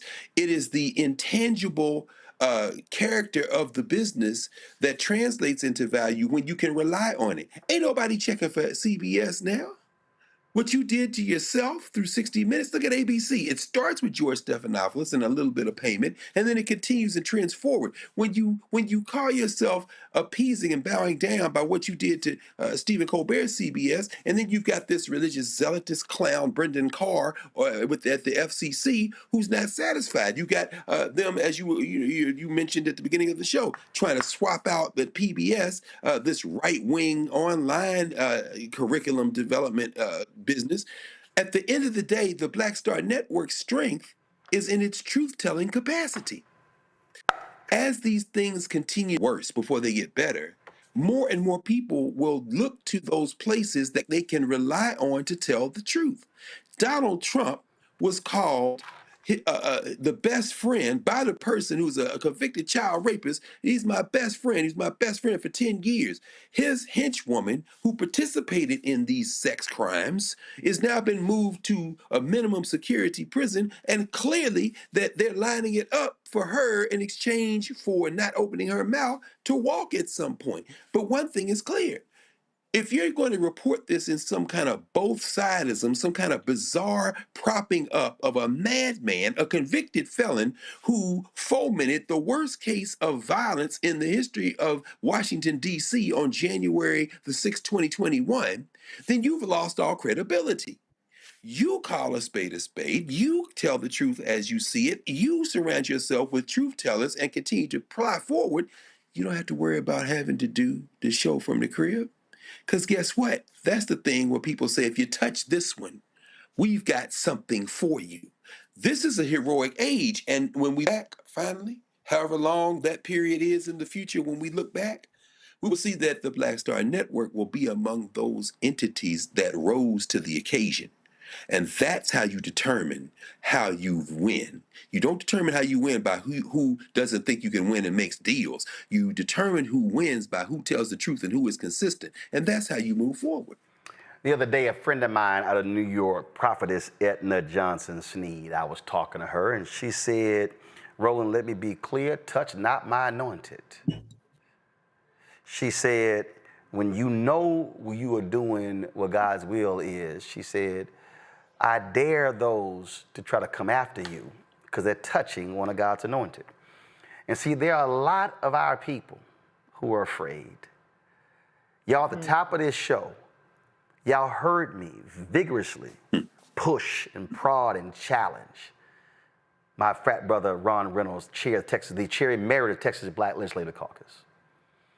And see, when I was speaking about that, and people were asking me, somebody say, man, well, where all this come from? I said, it come from my grandparents, it come from my mama and daddy. I said, but it come from ancestors. And see, I think about that certain scene in Selma. Yeah. When Carmody Jogo, playing Coretta Scott King, was preparing to meet with Malcolm X and she was afraid. And then Lorraine Toussaint, who played the woman who called Dr. King to come to Selma. Amelia Boynton. When she had some words for her, and we're going to end the show with this because, see, I need every single one of y'all watching to listen to these words that Ava DuVernay wrote in that movie. And she should have forced the hand of that white writer to say, no, it's going to be a co-writing credit on this movie because he didn't write these words.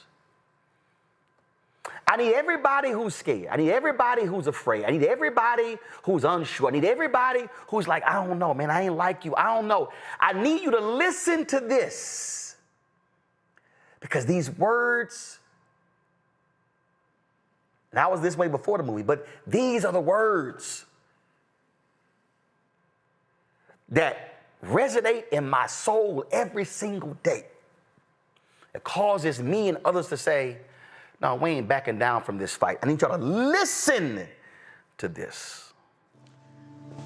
I'll tell you what I know to be true. It helps me in times when I'm feeling unsure, if you'd like. Please do, Ms. Boynton. I know that we are descendants of a mighty people who gave civilization to the world. People who survived the hulls of slave ships across vast oceans. People who innovate and create and love despite pressures and tortures unimaginable. They are in our bloodstream, pumping our hearts every second. They've prepared you. You are already prepared. That's it right there, Reese. We are already prepared for this fight. Your final comment and Greg's final comment. That's it. We are prepared, but what we gonna do about it? That's the question. That's the question that everybody's banking on being nothing. Let's prove them wrong. Greg, coming to us live from Egypt.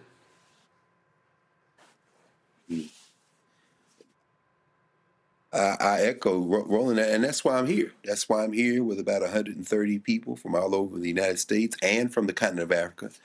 A shout out to my man Yopareka Somé, one of the, if not the baddest Egyptologists on the African continent, who's come to us from Kenya. We're here for the very reason that we just heard Lorraine Toussaint portraying the great Amelia Boynton Robinson, what she said. We are the descendants of the people who gave the world civilization. In fact, we are the descendants from the people who gave the world people, the first people. Every person who ever walks this earth, no matter how crazy they have become, you came from the womb of an African woman if you trace it back far enough. This is light work, what we're facing right now. It doesn't mean it's not lethal. It doesn't mean it's not dangerous. It doesn't mean that it won't be easy. But it does mean that we've seen much worse. And that the worst that we've seen is in recent memory and recent history. All we have to do is remember, as Marcus Garvey said, what people have done, people can do. And remember that your people are the people that made people possible, that created everything, that laid the foundation for everything that will ever be on this little ball we call Earth, and that we can make the changes necessary to transform the society we live in. We've done it before, and we can and will do it again. Folks, y'all have heard me on this show often reference my parents and the work that they did. And you've heard me talk about that. Earlier, I was in a chat. We were having this conversation. And I was saying to them repeatedly why this is personal to me. What did I say earlier? I'm 56 years old, 57 in November. 7, 8, 9, 10, 12 standing outside of election polls at the Clinton Park Recreation Center, handing out campaign material for whoever was running, who my mom and dad had told us we gonna hand stuff out for.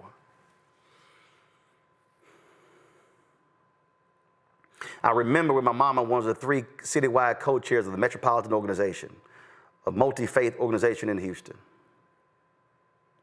And I remember being on the bus with her going to the Austin, the state capitol, for a rally on a Saturday. I remember a mayoral debate in the gymnasium of a Catholic church. And Mama's on stage with the 2 mayoral candidates, and they're asking questions. They've been asking questions, and I'm in the back doing homework. See, I remember being at home with my brother and my 3 sisters, and Mama and Daddy were coming home late because they were running phone banks. I remember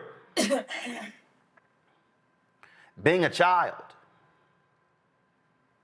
and being careful about getting splinters in our hand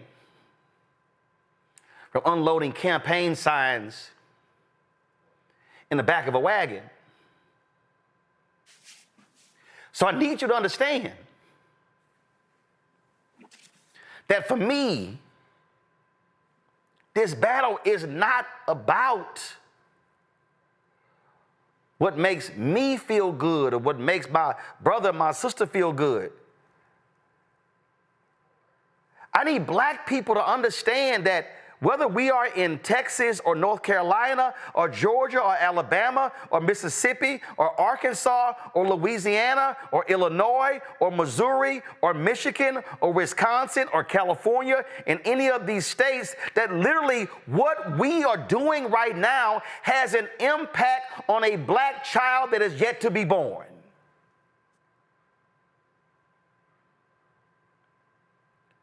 So when the Polaroid revolutionary workers, when they were fighting against apartheid, y'all, I was 2. And it wasn't until I was in college when Nelson Mandela got released. These folks lost jobs. And when we're sitting here right now, talking about planning our next trip to Martha's Vineyard, going to Cannes in the south of France, talking about what our plans are for homecoming at HBCUs. I ain't got nothing against none of us having any fun whatsoever, but I take it back to what Harry Belafonte said when I sat with him. that he thought was going to be one of his. He literally said to me, he said, the reason I made it here, I didn't want to come. He said, because this is likely going to be my final interview. It wasn't. He didn't pass for several more years, but he actually thought it was. Because when it was over, we were talking privately. He said to me, Roland, I love the South of France. He said, but the reason I'm still here, because I am here to fight to make real what they put on paper, because this is also ours. And so I don't give a damn if those fascists are 2 blocks from right here. Somebody said to me, man, ain't you scared of the MAGA people? I said, we 2 blocks away. They know where we at.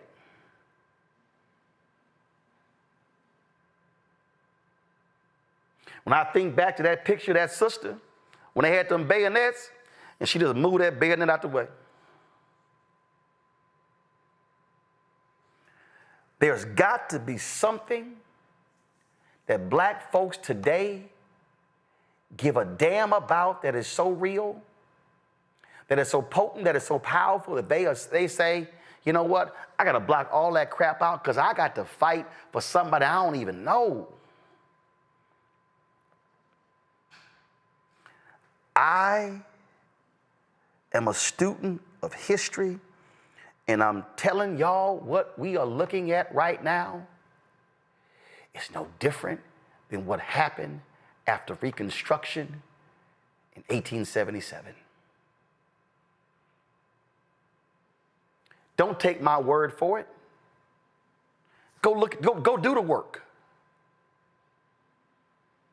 Go look at how they invalidated the civil rights law passed in 1860s and the one in 1870s. Go back and understand Plessy versus Ferguson. Go back and understand the black laws. Go back and understand what took place. Go back and understand that 1890 Constitutional Convention in Mississippi where they said, oh no, it's too many niggas getting elected. Go back to understand when black people were a majority of the South Carolina legislature. Go back and look at what happened in Wilmington, North Carolina, when white fascists, not the KKK, but the red shirts, when they said, we are going to overthrow a democratically elected government, and they ran those black people out of that city. There is a direct connection between what happened then to what happens now. And when they say, let's make America great again, that is what they're talking about. They're talking about what happened in Wilmington. They're talking about what happened when they burned and bombed Tulsa. They're talking about when they bombed Ida B. Wells Barnett newspaper and put a bounty on her head. They're talking about every single, they call them race war, but it was actually a white supremacist war against our people. This is not the moment for us to check out. This is not the moment for us to rest. This is not the moment for us to be unwilling to challenge. This is the absolute moment when people have to be willing to mobilize and organize and be willing to stand up to these races, because it's more of us subconscious than them. But they've taken advantage of too many of us feeling deflated and defeated. That this moment you've got to make a decision which side your ass gonna be on. And if you are unwilling to engage in this battle, I have one simple request. Get your ass out of the way so we don't have to run you over. Because we are not satisfied with what is happening right now. And I'll be damned as long as there is breath in my mama and my daddy's body and my body and other people of conscience We're going to fight these folk to the end. And we will haunt their ass in death. Greg, thanks for joining us in Egypt. Reese, thanks for joining us as well. Folks, your support for this show is critical. I was literally sitting here. Y'all don't even understand why this is happening. I picked up last week. These are money orders. These are checks. These are more checks of folk who don't believe in Cash App, Venmo, PayPal, Zelle, but they send money orders and checks. And I appreciate every single one. And I had to sit here and open the envelopes today. I had to sit here and sign the back of these envelopes. I got to take a picture of each one and deposit in. So it's going to take me some time to do so. So Etna Doggett, you sent me an email. I have your check. I know it was sent July 24th, but I told y'all when y'all send checks, y'all got to give us 2 months to process them because, y'all, it's a whole lot right here. And we've had folk out here who've been supporting us from day one, and we appreciate that. September 4th, we'll celebrate 7 years. You heard Reese ask the question, and yeah, we don't have billionaires and millionaires cutting us checks. And it's a whole bunch of millionaires and billionaires out there. Y'all say, man, what about those black folks? They do not send us checks. They do not send us direct deposits. They do not send us anything on PayPal, Zelle, Venmo. We exist because of regular, ordinary folk who believe in our mission. And so if you support this show, you support this network, if you support us speaking truth to power, if you support us being able to pay staff and being able to afford the rent on this place and the live view and all those different things, if you support all of that, we need your support. I didn't say we want your support. We need your support. Because there's no other black-owned media company that's doing what we're doing. Not one. There's no other black-owned media company that has a nightly news, digital news show. Not one. We've got 4 other shows. We're trying to launch new shows. So your support is critical. If you want to support us, first of all, Cash App, what did they do? They changed their rules. So if you want to support us via Cash App, use the Stripe QR code. It's right here. Click the Cash App button and contribute. That's the QR code right there. You see it. If you hear us right now, go to RolandMartinUnfiltered.com and you can access this. If you want to send a check or money order, if you don't believe in electronic stuff, we'll do that. Make it payable to Roland Martin Unfiltered. That's how the bank account is set up. It's going to pay for all of our shows. P.O. Box 57196, Washington, D.C., 20037-0196. PayPal is R Martin Unfiltered. Venmo is RM Unfiltered. Zelle, Roland at RolandSMartin.com. Roland at RolandMartinUnfiltered.com. Y'all take a screenshot of this right now. Seriously, take a screenshot of this right now. And I want y'all to post, it's more than 4,000 of y'all on YouTube alone. I want y'all to post this on every single one of your social media channels. I've never asked y'all to do this. I want y'all to post this, take a screenshot right now. Post this on every one of y'all social media. Pull up the Cash App right now. I want y'all to take a screenshot of this as well. I'm gonna post both of these on my social media accounts. Y'all can grab that as well. Because I'm telling y'all, we are building something that's vital. Somebody says, Roland, take care of yourself. Y'all, I was on that treadmill today, 3.5 miles. We're going to keep doing that. I got a protein shake right here. I'm doing that right now. So you see it right here, so I'm trying to do that. But again, Cash App, use Stripe. You can use that QR code for credit cards as well. Take a screenshot, post it on social. Again, checks and money order, make it payable to Roland Martin Unfiltered. P.O. Box 57196, Washington, D.C., 20037-0196. PayPal is R Martin Unfiltered. Venmo is RM Unfiltered. Zelle, Roland at RolandSMartin.com. Roland at RolandMartinUnfiltered.com. If you have not downloaded the Black Star Network app, we want you to watch the show on YouTube because we generate more money there. We have the app as our backup in case anybody says we can't post our content.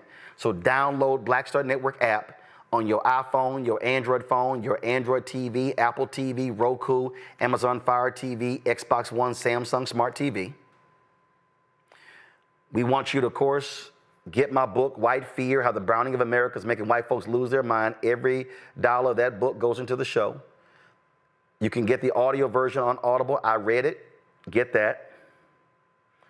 If you want to support us with our swag, you want to get our shirts, all that sort of stuff, go to shopblackstarnetwork.com. We got rid of the other company. We're not using Custom Spring anymore. We have a new partner with our products. Go to shopblackstarnetwork.com. To support the black-owned products you see on my set right here, all of these are black-owned products right here. And they're all on the website. You can go to shopblackstarnetwork.com to see all those products. If you don't forget our audio podcast, we're on all the platforms. We use iHeartRadio. They distribute it out to Spotify, Amazon Music, Apple Podcasts, iHeartRadio as well. And don't forget, download the app Fanbase. We need to build up this black-owned social media app. I need all of y'all downloading this app. And if you want to invest, get more information at startengine.com/Fanbase. Folks, again, I rock today purposely. This is the quote from Shirley Chisholm, unbought and unbossed. That's who we are. That's how we roll. We can win, but you cannot win a fight if you do not fight back. I'll see you tomorrow, right here on the Black Star Network.